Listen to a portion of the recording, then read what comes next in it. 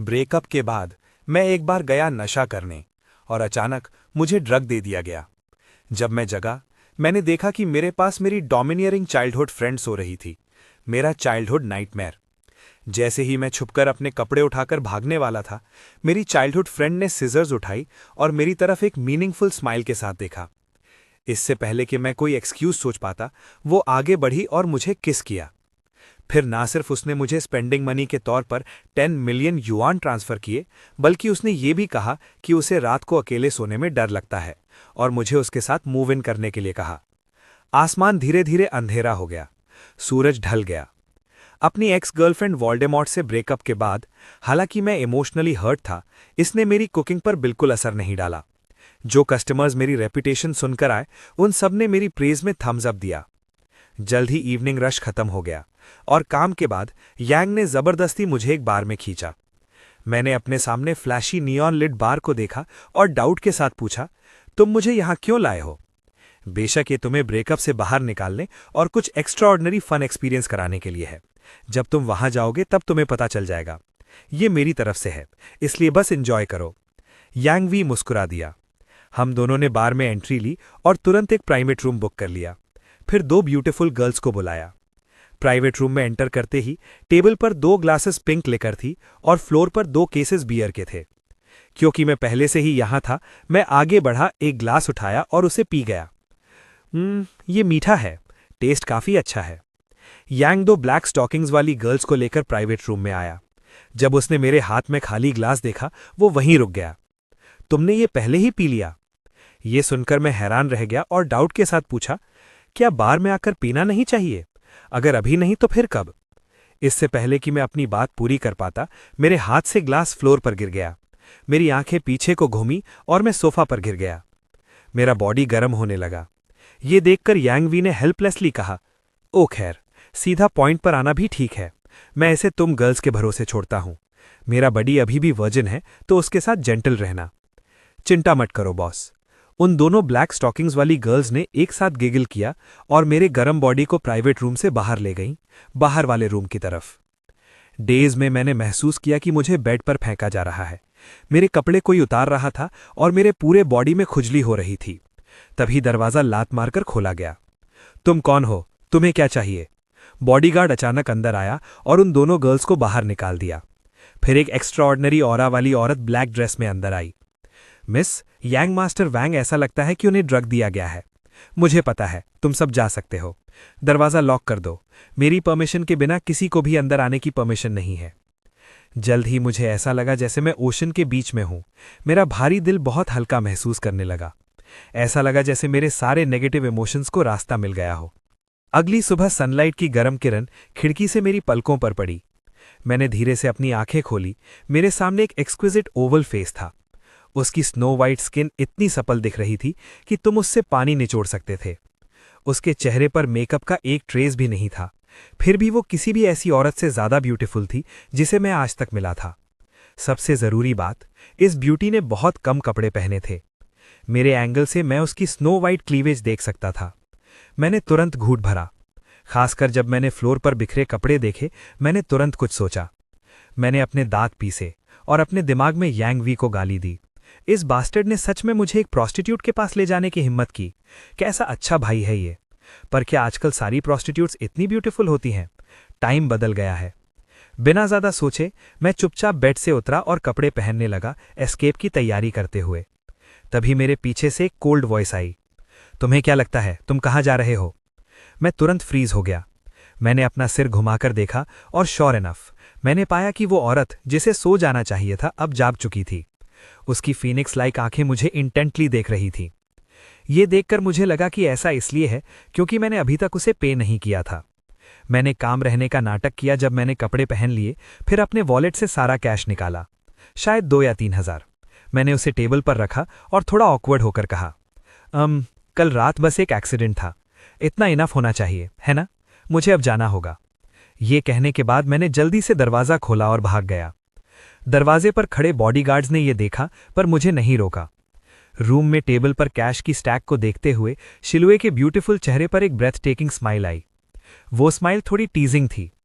इतने साल बीत गए, ये लिटिल टेल अभी भी पहले जैसी ही क्यूट है। मैं वाकई इंतजार नहीं कर सकता कि तुम्हारे साथ वक्त गुजारूं। लेकिन क्योंकि मैं जल्दी में निकला था, मुझे बेडशीट पर लगा हुआ लाल दाग नजर नहीं आया। उसी वक्त जैसे ही मैं होटल से बाहर निकला, मैंने फौरन यांग वी को कॉल की। जैसे ही कॉल कनेक्ट हुई, मैं गुस्से से फट पड़ा। लानत है, मैं तुम्हें अपना भाई समझता था, लेकिन तुमने हिम्मत कैसे की मुझे एक बदचलन औरत के पास ले जाने की। ठीक है, तुम मुझे एक प्रोस्टिट्यूट के पास ले गए, लेकिन तुमने पैसे भी नहीं दिए। क्या तुमने नहीं कहा था कि खर्चा तुम्हारा होगा? दूसरी तरफ यांग वेई, जो अभी भी आधी नींद में था, उसे डांट पड़ी। उसने हैरानी में अपना सर खुजलाया और कंफ्यूजन में कहा, सुबह सुबह तुम्हें क्या हो गया है? क्या तुमने उन लड़कियों को नहीं भगा दिया था जिन्हें मैंने बुलाया था?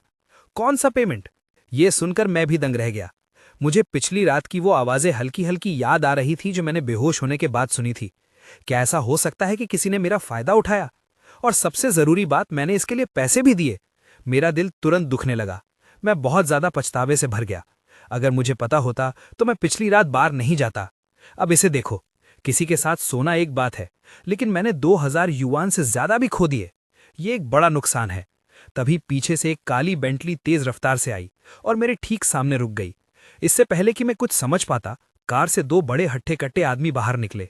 उन्होंने बड़ी होशियारी से मुझे बांध दिया और पिछली सीट पर फेंक दिया। हे हे, तुम क्या कर रहे हो? मुझे छोड़ो। ये सब पलक झपकते ही हो गया।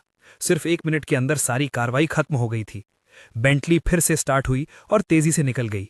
इस परफॉर्मेंस ने सड़क पर खड़े एक राहगीर को हैरान कर दिया। उसका मुंह खुला का खुला रह गया। उसने अपनी आंखें मलीन जैसे उसे यकीन न हो और खामोशी से थम्स अप दिया। कहने के लिए और कुछ नहीं, बस 2 शब्द, प्रोफेशनल। इस वक्त बेंटली की पिछली सीट पर मैं कार मैट पर एक खाली चेहरे के साथ लेटा हुआ था। एक नाजुक छोटा पैर मेरे चेहरे पर रखा हुआ था। शिरोए ने अब एक काली ड्रेस पहनी हुई थी। उसके स्नो वाइट बाल उसके कंधों पर बिखरे हुए थे। पूरी कार उसके शरीर की हल्की फ्रेग्रेंस से भरी हुई थी। उसने नीचे देखा। उसके मुंह के कोने पर एक चिढ़ाने वाली मुस्कान थी। छोटे वोंग्यू, मेरे साथ सोने के बाद तुम भागना चाहते हो? इतनी आसानी से पीछा नहीं छूटेगा। मैं अब्रॉड से वापस आई हूं खास करके तुम्हारे लिए। क्या तुमने मुझे मिस किया? अब तक मैंने काली ड्रेस वाली इस औरत की पहचान कर ली थी। मेरे पिता के गुजरने से पहले वो एक लिस्टेड कंपनी के चेयरमैन थे। और मेरे सामने जो औरत थी वो मेरी बचपन की सहेली शी फैमिली की बड़ी बेटी शिरोए थी। तुम कह सकते हो कि हम साथ बड़े हुए जब तक शिरोए ने एलिमेंट्री स्कूल खत्म नहीं किया और पढ़ने के लिए अब्रॉड नहीं चली गई। तभी हमारा संपर्क टूट गया था। सबसे जरूरी बात, शिरोए की पर्सनालिटी बचपन से ही बहुत स्ट्रांग थी, जिसकी वजह से मुझे बहुत दुख झेलना पड़ा। अब जब वो वापस आ गई है, आगे के दिन शायद। एक पल बाद मैंने जबरदस्ती एक मुस्कान लाया और दर्द भरे चेहरे से कहा, सिस्टर, पिछली रात सच में एक एक्सीडेंट था। प्लीज मुझे जाने दो। क्या हम बस ऐसा प्रिटेंड कर सकते हैं कि कुछ नहीं हुआ? ऐसा प्रिटेंड करें कि कुछ नहीं हुआ? शिरोए ने अपने पैर से दबाया। उसके छोटे गोरे पैर मुझे बिना रुके परेशान कर रहे थे। उसके अंदर सैटिस्फैक्शन की एक गहरी लहर उठी और उसके चेहरे पर एक ठंडी मुस्कान आई। तुम्हारे सपनों में। अब से तुम मेरे हो। अगर तुम बात मानोगे तो तुम्हारे पास खर्च करने के लिए बहुत पैसे होंगे, लेकिन अगर तुमने नहीं मानी तो तुम जानते हो कि इसका अंजाम क्या होगा। उसने इतने सालों तक इंतजार किया था। आखिरकार मुझसे मिलने के बाद वो भला कैसे जाने दे सकती थी। इसके साथ ही शिरोए ने मुझे एक हाथ से उठाया और मेरे लिए हैरानी की बात यह थी कि उसके नरम फायरी रेड लिप्स सीधे मेरे होठों से टकराए। मेरी आंखें फटी रह गई। मैंने रेजिस्ट करने की कोशिश की, लेकिन मेरे सारे हाथ पैर बंधे हुए थे। मैं सिर्फ उसे अपने साथ जबरदस्ती करने दे सकता था। ये डोमिनेरिंग और फोर्सफुल नेचर जो इनकार की इजाजत नहीं देता था, इतने सालों बाद भी नहीं बदला था। जैसे ही शिरोए इसमें और भी डूबती जा रही थी, उसका फोन बजा। ये ऐसा था जैसे उस पर ठंडे पानी की बाल्टी फेंक दी गई हो। उसने गुस्से में फोन उठाया। हेलो, क्या है? उसकी मां लियू शुनिया की आवाज फोन से आई। शिरोए, क्या तुम बगावत करने की कोशिश कर रही हो? क्या मैंने तुम्हें नहीं कहा था कि आज अपने नए पोस्ट के लिए कंपनी में रिपोर्ट करना? तुम अभी तक गई क्यों नहीं? पूरा ब्रांच ऑफिस तुम्हारा इंतजार कर रहा है। ये सुनकर शिरोए नाराज हुई और बिना किसी कमजोरी के जवाब दिया, क्या आपको एक सॉन इन लॉ नहीं चाहिए था? मैं उसी पर काम कर रही हूं। जब तक कुछ जरूरी ना हो मुझे परेशान मत कीजिए। ये कहने के बाद उसने सीधा फोन काट दिया। तब मैंने गुस्से में कहा, तुम एक पागल औरत हो। ये किडनैपिंग है, ये इल्लीगल है। कोई नहीं जानता था कि उस पल में कितने दर्द में था। मेरा कल ही ब्रेकअप हुआ था और आज मुझे मेरी बचपन की नाइटमेयर ने जबरदस्ती किस किया। ये कैसी अजीब दुनिया है। अचानक आई फोन कॉल ने शिरोए का मूड खराब कर दिया। उसने बॉडीगार्ड्स को ऑर्डर दिया कि मुझे मेरे रेस्टोरेंट वापस ले जाएं। जाने से पहले उसने मेरी तरफ एक बिजनेस कार्ड फेंका और रूखेपन से कहा, मुझे कुछ बिजनेस संभालना है। अगर तुम्हें कुछ चाहिए हो तो तुम मुझे कॉल कर सकते हो। आज रात मिलते हैं। इसके साथ ही कार चली गई। जमीन पर फेंका हुआ, बंधा हुआ, मैंने बहुत कोशिश की। मैं चिल्लाया, कम से कम पहले मुझे खोल तो दो। खुशकिस्मती से तभी यांग वेई एक ट्रैश कैन लिए हुए रेस्टोरेंट से बाहर आया। उसने मुझे जमीन पर एक कीड़े की तरह तड़पते हुए देखा। वो चलकर आया और उत्सुकता से पूछा, ब्रदर वोंग, क्या तुम रफ खेल रहे हो? क्या हम बॉन्डेज तक पहुंच गए हैं? क्या ये कॉस्प्ले है? ये आदमी बहुत प्यारा है। इसकी लुक्स बिल्कुल मेरे टाइप की हैं। शिरोई ने अपने फोन की तरफ देखा, जहां फोटो एल्बम पूरी तरह मेरी तस्वीरों से भरा हुआ था। वो बिना थके उन्हें स्क्रॉल करती रही, ये सोचते हुए कि मैंने अभी कितनी बुरी तरह संघर्ष किया था। उसके होठों पर एक मजाक उड़ाई जाने वाली मुस्कान थी। लगता है हम एक दूसरे से काफी समय से नहीं मिले हैं। उसे इस आदमी को थोड़ा डिसिप्लिन सिखाना होगा। सुबह के 9 बजे कॉन्ग मॉन्ग ग्रुप की जिंगजांग ब्रांच बिल्डिंग के नीचे ये सुनने के बाद कि हेडक्वार्टर्स एक नया सीईओ भेज रहा है, सभी सीनियर मैनेजर्स सुबह 8 बजे से यहां इंतजार कर रहे थे। उन्होंने पूरे 1 घंटे इंतजार किया, पर किसी ने थोड़ी सी भी नाराजगी दिखाने की हिम्मत नहीं की। तभी सड़क के अंत में एक काली बेंटली चलकर आई। कार का यूनिक डिजाइन सड़क पर अलग ही दिख रहा था। हालांकि ये बेंटली साधारण लग रही थी, इसकी कीमत 3 मिलियन युआन से ज्यादा थी, जो आम लोगों की पहुंच से बिल्कुल बाहर थी। कार धीरे से बिल्डिंग के सामने रुकी। वाइस प्रेसिडेंट के नेतृत्व में सीनियर मैनेजर्स उनका स्वागत करने के लिए आगे बढ़े। कार का दरवाजा धीरे से खुला और सबसे पहले खूबसूरत लंबी सीधी टांगे बाहर आईं। लाल सोल्स वाली काली हाई हील्स ने जमीन को छुआ और उनके पूरे शरीर से एक ठंडी ऑरा निकल रही थी। शिरोए बाहर आई। वेलकम कोशी। उनकी आंखों में चापलूसी देखकर शिरोए ने धीरे से अपनी पलकें उठाईं। उसकी नज़र ठंडी और एरोगेंट थी। वो उन्हें इग्नोर करते हुए सीधे बिल्डिंग के अंदर चली गईं। कंपनी के एम्प्लॉई सीधे बैठ गए, थोड़ा सा भी सुस्त होने की हिम्मत नहीं की। नया नियम सख्त होता है, किसी को नहीं पता था कि ये आग किसे जलाएगी। ग्रुप हाईले मीटिंग रूम में दाखिल हुआ। उसकी सेक्रेटरी और बेस्ट फ्रेंड के रूप में लिन शिंग्यू पहले से ही यहाँ इंतजार कर रही थी। शिरोए को अंदर आते देख उसने उसे एक फोल्डर पकड़ाया। ये पिछले 2 सालों की कंपनी की फाइनेंशियल रिपोर्ट है और साथ ही विभिन्न डिपार्टमेंट्स की स्थिति भी। शिरोई ने इसे सीधे एक तरफ रख दिया। चेयरमैन की सीट पर बैठने के बाद उसकी ठंडी नज़र सीनियर मैनेजर्स पर घूमी और उसने सीधे तरीके से कहा, अभी मेरी माँ को किसने कॉल किया था? अपने आप आगे आओ। हर कोई एक पल के लिए हिचकिचाया, फिर एक साथ लिन शिंग्यू की तरफ देखा जो शिरोई के पास खड़ी थी। मतलब बिल्कुल साफ था, लिन शिंग्यू शर्मिंदा दिख रही थी। शिरोई की नज़र उसकी तरफ मर्डरस थी। उसकी फिनिक्स आईज ठंडक से चमक रही थी। उसने अपने दांत पीसे और कहा, तुम सच में मेरे लिए एक अच्छी बेस्ट फ्रेंड हो। मुझे आखिरकार अपने बेबी के साथ इंटीमेट होने का मौका मिला था और तुम्हें इसी पल मुझे परेशान करना था। पनिशमेंट के तौर पर तुम्हें 1 महीने के लिए लॉजिस्टिक्स डिपार्टमेंट में छोटे मोटे काम करने के लिए डिमोट किया जाता है। जी सीओसी। इस छोटी सी घटना के बाद हाईले मीटिंग आधिकारिक तौर पर शुरू हुई। किसी को नहीं पता था कि मीटिंग किस बारे में थी, लेकिन जब एम्प्लॉइज ने सीनियर मैनेजर्स को मीटिंग रूम से पसीने में भीगे हुए बाहर आते देखा तो वो तुरंत समझ गए कि नई नियुक्त सीईओ कोई ऐसी नहीं थी जिससे पंगा लिया जा सके। सीईओ के ऑफिस में लंच का समय था। लिन शिंग्यू एक होटल ढूंढने की तैयारी कर रही थी, एक 5 स्टार होटल टेकआउट ऑर्डर करने के लिए। आखिरकार इस यंग लेडी की पसंद बहुत ज्यादा पिकी थी, लेकिन उसे शिरोए ने रोका। उसके होठों पर एक हल्की मुस्कान आई। उसने लिन शिंग्यू को एक एड्रेस दिया और ऑर्डर दिया, मैं यहां से चाइनीज स्टर फ्राई खाना चाहती हूं। ये सुनकर लिन शिंग्यू ने उसे एक हैरानी भरी नजर दी, लेकिन कुछ नहीं कहा। हालांकि वो अभी आई थी, उसे पता था कि ये चाइनीज रेस्टोरेंट बहुत फेमस था। शायद यंग लेडी कुछ नया ट्राई करना चाहती थी। ठीक है, लेकिन लगता है ये जगह डिलीवरी सर्विस नहीं देती, मैं इसे खुद लेने जाऊंगी। दूसरी तरफ चाइनीज रेस्टोरेंट में बिजनेस अभी भी चमक रहा था। दुकान में दर्जनों या उससे ज्यादा टेबल सब भरी हुई थी। यहां तक कि हवा भी खाने की खूबसूरत खुशबू से भरी हुई थी। नजारा शोरगुल और हलचल से भरा हुआ था। बॉस, मेरे लिए चॉप्ड सुई का एक ऑर्डर। मैं एक ब्रेस्ड क्रूसियन कार्प लूंगा। बॉस, जल्दी करो। अपनी यूनिकॉर्न हाथ चलाओ, मैं 10 मिनट से ज्यादा से इंतजार कर रहा हूं। किचन में यांग वेई और मैं वॉक्स इतनी तेजी से पलट रहे थे कि हमारे हाथ धुंधले दिख रहे थे। बार बार इंग्रेडिएंट्स डालने और स्टर फ्राइंग करने का काम कर रहे थे। कभी कभी हम थोड़ी अपनी सीक्रेट सॉस डाल देते थे। ये सब मेरी अपनी क्रिएशन थी, जो वजह भी थी कि आसपास के दर्जनों चाइनीज रेस्टोरेंट्स में से सिर्फ मेरा चाइनीज रेस्टोरेंट ही सबसे अलग दिखता था।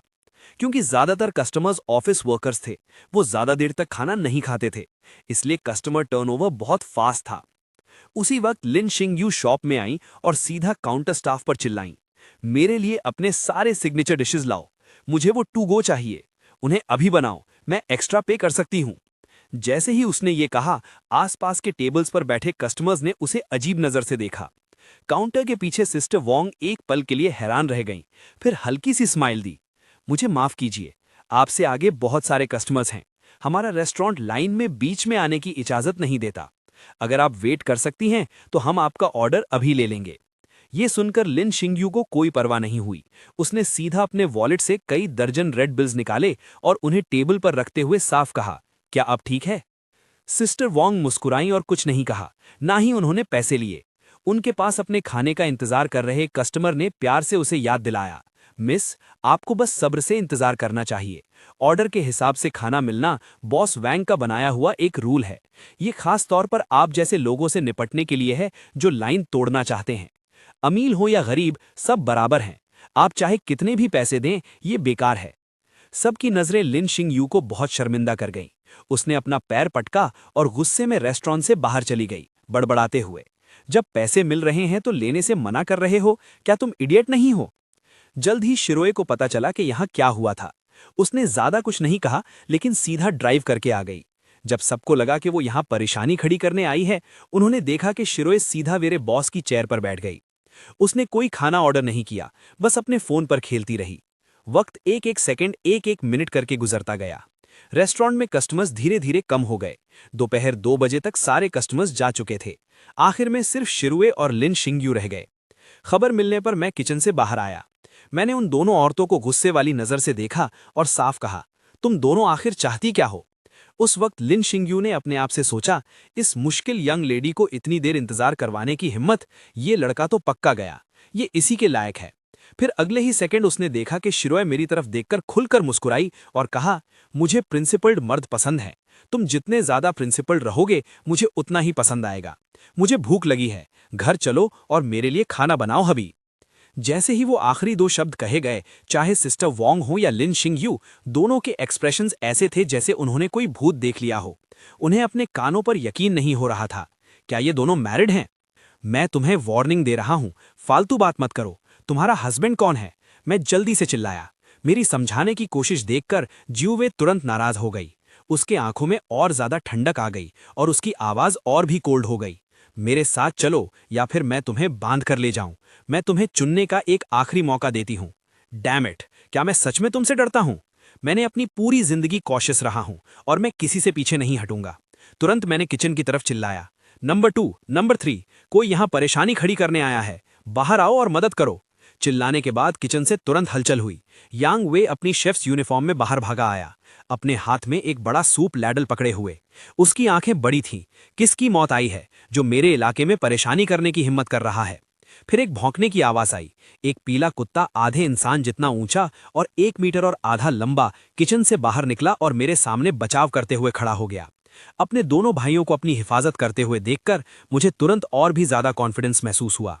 मैंने अपना सिर ऊंचा किया, शिरोई को नीची नजर से देखा और ठंडक से कहा, मिस, मैं अब तुम्हें 2 चॉइसेस देता हूं, या तो तुम खुद चली जाओ या फिर मैं तुम्हें बाहर फेंक दूंगा। मुझे रिबेलियस जीन्स के साथ देखकर शिरोए मुस्कुराई। किसी वजह से जब उसने इस मर्द को मुकाबला करते देखा तो वो अपने अंदर की एक्साइटमेंट को रोक नहीं पाई। वो सच में उसे इस तरह अपने पैरों के तले कुचलना चाहती थी। वो डिसिप्लिनिंग के काबिल था। थोड़ी देर की एक्साइटमेंट के बाद शिरोए का दिमाग जल्दी शांत हो गया। उसने अपना फोन निकाला और एक कॉल की, साफ ऑर्डर देते हुए, अंदर आओ। जैसे ही वो बोली, 2 लंबे तगड़े बॉडीगार्ड्स रेस्टोरेंट में दिखाई दिए, खासकर उनके हाथों के मजबूत मसल्स जिनमें काफी पावर थी। अगर मुझे उन पंच में से एक भी सीधा लग जाता तो शायद मैं 10 दिन से आधे महीने तक हॉस्पिटल में होता। दोनों बॉडीगार्ड्स को रेस्टोरेंट में आते देखकर, हालांकि मैं डरा हुआ था, फिर भी मैंने थूक निगला और शांत रहने का दिखावा किया। ठीक है, 2 के खिलाफ 3, हमारे पास पूरा एडवांटेज है, जीत हमारी है। ये देखकर लिन शिंगयू ने मुझे प्यार से याद दिलाया, देखो तुम्हारे दोनों अच्छे भाई क्या करने वाले हैं। ये सुनकर मैंने शक के साथ अपना सिर घुमाया और ठीक उसी वक्त देखा कि योंगवे और दाहवांग किचन में वापस दबे पांव जाने की कोशिश कर रहे थे। पकड़े जाने पर योंगवे ने शर्मिंदगी से अपना सिर खुजाया। अचानक कुछ सोचते हुए उसने कहा, ओ नहीं, आज सुपरमार्केट में सेल लगी है, मुझे जल्दी वहां जाना होगा कुछ खाना लेने के लिए। ब्रदर वोंग, अब आप अपने दम पर हो। ये कहने के बाद वो अपनी जान बचाने के लिए भागा। पहले वाला वो गुस्से वाला चेहरा पूरी तरह गायब हो चुका था। मेरी नजर दहांग पर पड़ी। मैंने हल्की मुस्कान के साथ कहा, दहांग, मैं तुम्हें हमेशा अच्छे से खिलाता हूं और तुम्हारे साथ सही बर्ताव करता हूं। तुम मुझे लड़ाई में अकेला नहीं छोड़ोगे, है ना? दहांग की डॉगी आईज झपकाई और वो सच में वापस आ गया। अच्छे भाई, मुझे पता था कि मेरा तुम्हारे लिए प्यार बेकार नहीं जाएगा। बाद में ये तुम्हारे लिए एक सुंदर फीमेल डॉग जरूर ढूंढेगा। मैं बहुत भावुक हो गया था, लेकिन जल्द ही मुझे एहसास हुआ कि कुछ गलत था। दहांग असल में मेरे चारों तरफ घूमा, शिरोई के पास गया और प्यार से अपना डॉगी हेड उसकी सुंदर टांगों से रगड़ने लगा, अपने मुंह से आवाज निकालते हुए। वो बहुत ज्यादा ओबीडियंट लग रहा था। ये नजारा देखकर ली निंग यू जो उसके पास थी अपनी हंसी नहीं रोक पाई। ये कुत्ता बहुत समझदार है, इसे ये भी पता है कि कैसे फायदा ढूंढना है और मुसीबत से बचना है। शिरोई भी दहांग के रवैये से बहुत खुश थी। उसने अपना पतला और गोरा हाथ उसके सर पर रखा और एक चमकती मुस्कान के साथ कहा, इतने ओबीडियंट, बाद में ये तुम्हारे लिए कुछ सबसे सुंदर फीमेल डॉग्स ढूंढेगा। दो गद्दार, लगता है मैं सिर्फ अपने आप पर भरोसा कर सकता हूं। मैंने गुस्से में मन ही मन गाली दी, फिर होशियारी से एक स्टांस बनाया। उसके अंदर की छुपी हुई ताकत को महसूस करते हुए दो बॉडीगार्ड्स में से एक ने अपनी आंखें सिकोड़ी और गंभीर आवाज में कहा, तुमने मार्शल आर्ट्स की प्रैक्टिस की है, तुम किस स्कूल के डिसाइपल हो? मैंने ठंडी सांस भरी और कहा, मैंने कई सालों से किसी से लड़ाई नहीं की है। मैं तुम सबसे लड़ना नहीं चाहता था, लेकिन क्योंकि तुम मुझे मजबूर कर रहे हो, ठीक है, आज मैं तुम्हें दिखाऊंगा कि मैं कितना खतरनाक हूं। दोनों बॉडीगार्ड्स गंभीरता से इंतजार करने लगे, यहां तक कि ज्यू वे भी सीधी होकर बैठ गई, अपनी आंखें सिकोड़ते हुए। उसने अपने आप से सोचा, क्या इस लड़के के पास कोई एस अप हिज स्लीव हो सकता है? अगले ही पल मेरी नजर बदल गई। मेरे शरीर से एक ऑरा निकलने लगा। मेरी आंखें बर्फीली तलवार जैसी ठंडी थी और हर मूवमेंट से एक इनविजिबल पावर झलक रही थी। फिर मैं मुड़ा और भागा। सही कहा, मैं मुड़ा और भाग गया। सब हैरान रह गए। शिरोए ओए होश में आई और गुस्से में उन दोनों बॉडीगार्ड्स पर चिल्लाई जो अभी भी वहां हैरानी में खड़े थे, तुम वहां क्यों खड़े हो? उसके पीछे जाओ। लेकिन जैसे ही उसने कहा, दहांग पहले ही उनसे एक कदम आगे था। बहुत जल्दी, इससे पहले कि मैं बैक डोर से बाहर भाग पाता, मेरे मुंह से एक दर्दनाक चीख निकली, लानत है, तुम पागल कुत्ते, मुझे छोड़ो। अगर तुमने नहीं छोड़ा तो मानो या ना मानो, मैं आज रात तुम्हारा स्टू बना दूंगा। वो फुफ, तुम किस तरह के इंसान हो? क्या तुम्हें नहीं पता कि तुम्हारा डॉगी बिग ब्रदर कौन है? दूसरों के साथ चालाकी करना एक बात है, लेकिन तुम मेरे साथ चालाकी कर रहे हो। अपने डॉगी बिग ब्रदर की पत्नी के लिए मुझे अभी तुम्हें थोड़ा मजा चखाना होगा। जल्द ही मुझे फिर से बांध दिया गया और कार में फेंक दिया गया। मेरी आंखें दुख और गुस्से से भरी थी। कार जाने के बाद योंगी भी बैक किचन से बाहर आया। उसने और सिस्टर वोंग ने एक दूसरे को देखा और खामोशी से दरवाजे पर लटकाने के लिए एक साइन निकाला। उस पर लिखा था, बॉस को एक अमीर लेडी ने किडनैप कर लिया है। रीओपनिंग टाइम का कुछ पता नहीं, चलो काम खत्म करते हैं। आधे दिन की छुट्टी मिलना मुश्किल होता है। दहांग, रेस्टोरेंट का ध्यान रखना। खैर, काली बेंटली तेजी से जांग सिटी के सबसे ज्यादा भीड़-भाड़ वाले इलाके की तरफ बढ़ने लगी। सिस्टर, आप मुझे कहाँ ले जा रही हैं? कार में मैंने खिड़की के बाहर का नजारा देखा। समझ नहीं आ रहा था कि हंसूं या रोऊं। दिल में बेचैनी महसूस हो रही थी। ये पागल औरत मुझे दफनाने के लिए कोई सुनसान जगह तो नहीं ढूंढ रही है ना? शिरोए रोशी ने मुझ पर कोई ध्यान नहीं दिया। वो एक तरफ आंखें बंद करके आराम कर रही थी। बहुत जल्दी कार गलियों से गुजरी और एक लेक साइड विला के सामने रुकी। ये एक 3 मंजिला डुप्लेक्स विला था जिसका एरिया कम से कम 1000 स्क्वायर मीटर था। विला के पीछे एक पिक्चरेस्क लेक थी जिसके किनारे विलो ब्रांचेस हवा में लहरा रही थी। हवा बहुत ताजी थी। मुझे खोलने के बाद, हालांकि वो सच में अभी मुझे निगलना चाहती थी, उसने खुद को रोका, ये सोचते हुए कि उसने अभी तक लंच नहीं किया है। उसने जोर से मेरा हाथ पकड़ा और विला के अंदर चली गई, पुराने बटलर की हैरान नजर को इग्नोर करते हुए। वो किचन के सामने गई और एक ठंडी आवाज में कहा, आधे घंटे के अंदर मेरे सामने 3 डिशेज और एक सूप दिखना चाहिए। अगर इसका टेस्ट अच्छा नहीं हुआ तो मैं तुम्हें नंगा करके परेड करूंगी, समझे? उसके ठंडे गुस्से को देखकर मेरी इनकार करने की हिम्मत कैसे होती। मैं सिर्फ बार बार अपना सर हिला सका। किचन में एंटर करके इक्विपमेंट से फेमिलियर होने के बाद मैंने पैन में तेल गरम करना शुरू किया। मैं बिल्कुल भी कावर्ड नहीं हूं। मुझे बस ये देखकर बुरा लग रहा है कि वो इतनी भूखी है। एक क्वालिफाइड शेफ होने के नाते मैं कैसे बर्दाश्त कर सकता हूं कि मेरे सामने कोई स्टार्विंग हो रहा हो? ये सही है। जब मैं खाना बना रहा था, शिरोए 2nd फ्लोर के बेडरूम में गई, जल्दी से हॉट शावर लिया और एक कंफर्टेबल नाइट गाउन पहन लिया। जब मैं किचन से एग प्लांट की प्लेट बाहर लाया, तब मैंने ये सीन देखा। मैंने शिरोए को ब्लैक सिल्क नाइट गाउन पहने हुए एक महोगनी चेयर से टेके हुए देखा। उसके जेड जैसे छोटे पैरों से स्लिपर्स लटक रही थीं। जैसे ही उसके टोज रिदमिकली हिले, स्लिपर्स भी धीरे से हिली। उसे ऐसे देखकर मैंने थूक निगला। मेरा चेहरा थोड़ा ब्लशिंग करने लगा। मैंने अपने आप से सोचा कि भले ही ये औरत क्रेजी है, पर वो बिल्कुल एक स्टनिंग ब्यूटी है। शिरुओ उए, जो डाइनिंग टेबल पर बोर्ड बैठी थी, उसने मेरे एक्सप्रेशन में हल्का सा चेंज नोटिस किया। उसके गोरे गालों पर एक टीजिंग स्माइल आई और उसने प्लेफुली पूछा, एम आई ब्यूटिफुल? मैं ट्रे लेकर वहां गया और टेबल पर एक एक करके 3 डिशेज और एक सूप रखा। हालांकि मैं अपनी इनोसेंस के लिए कहना चाहता था कि वो ब्यूटिफुल है, फिर भी मैंने जिद में कहा, कपड़े बुरे नहीं हैं, पर इंसान थोड़ा फैट है। ये सुनकर शिरुओ की आंखें तुरंत ठंडी हो गईं। उसकी आंखों में एक कोल्ड ग्लिंट चमकी और उसने सीधा हाथ बढ़ाकर मुझे फोर्सफुली अपनी एम्ब्रेस में खींच लिया। तुम क्या करना चाहती हो? मैंने उसकी एग्रेसिव आंखों की तरफ देखा। मेरी आवाज कमजोर थी। शिरुओ के हाथ मेरी कमर पर लिपट गए। उसके होठों के कोने पर एक कोल्ड स्माइल थी। अगर तुम अपनी जुबान कंट्रोल नहीं कर सकते तो मुझे इसे कंट्रोल करने में मदद करने में कोई दिक्कत नहीं है।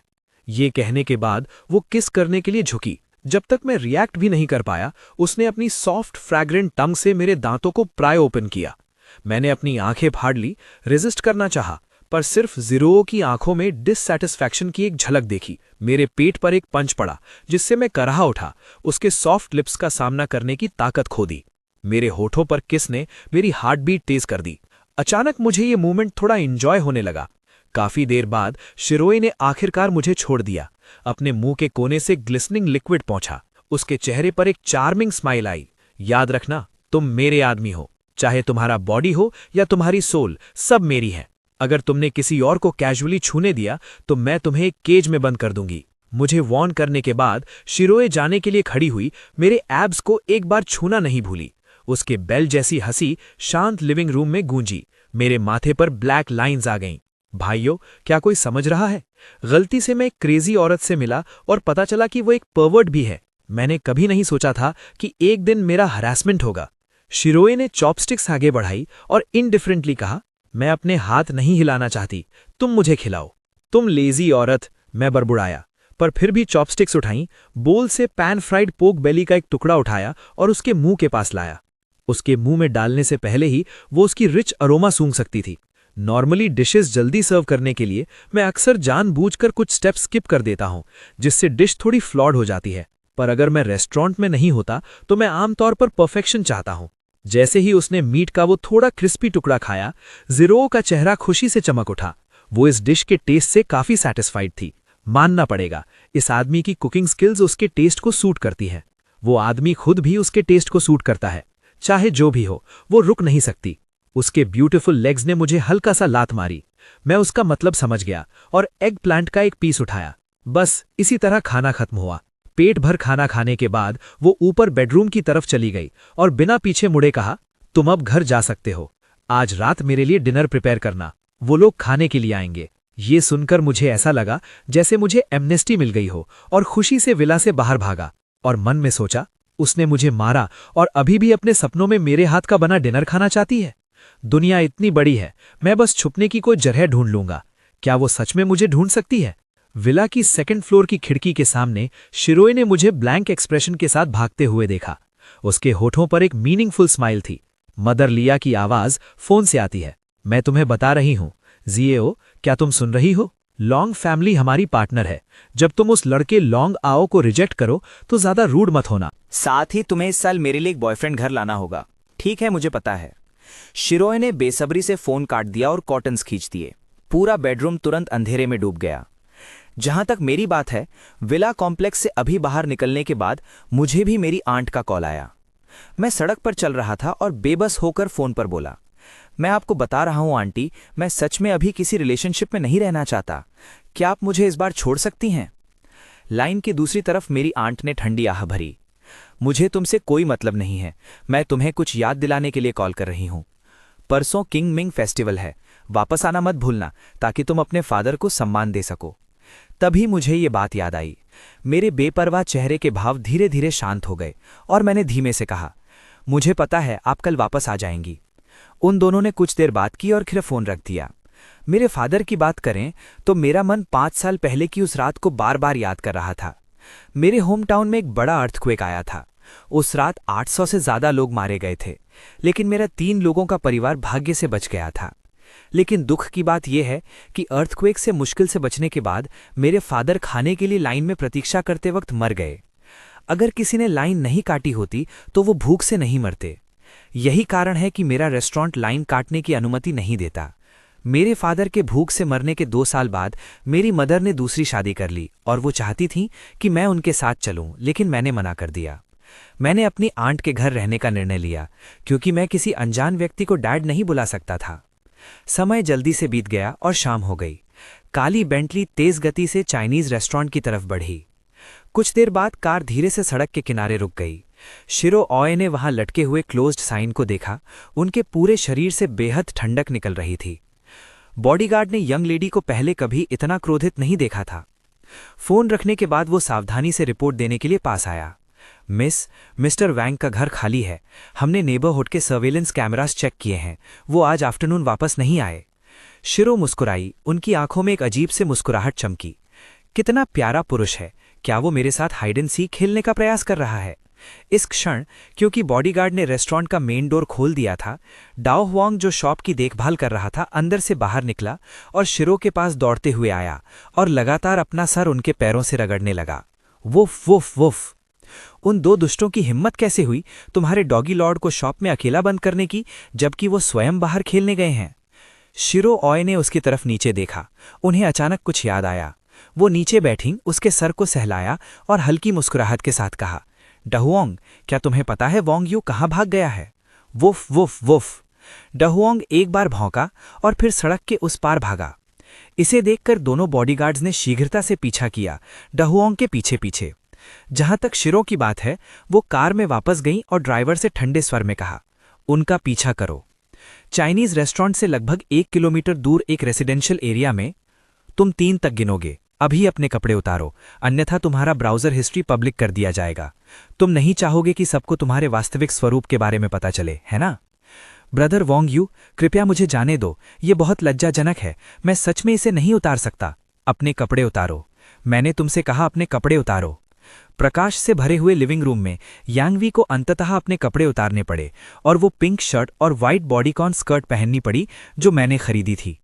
अंत में उसने हाई हील्स और एक विग पहनी। फीमेल डिस्गाइज पूरा हो गया था। मैंने विजयी होकर अपना फोन निकाला और उसकी 2 पिक्चर्स लीं। फोन हिलाते हुए मैंने मुस्कुराते हुए कहा, अगर तुमने अगली बार मुझे फिर से धोखा देने का दुस्साहस किया तो मैं ये सारी पिक्चर्स जो मैंने अभी ली हैं ऑनलाइन पोस्ट कर दूंगा। Knock knock knock. मेरी बात अभी अधूरी ही थी कि दरवाजे पर दस्तक हुई। बाधा पहुंचने पर मैंने अप्रसन्नता में भौएं सिकोड़ी और दरवाजा खोलने के लिए मुड़ा, बड़बड़ाते हुए, इस मध्यरात्रि को कौन है? मेरा आनंद खराब कर रहा है जब मैं अच्छा समय बिता रहा था।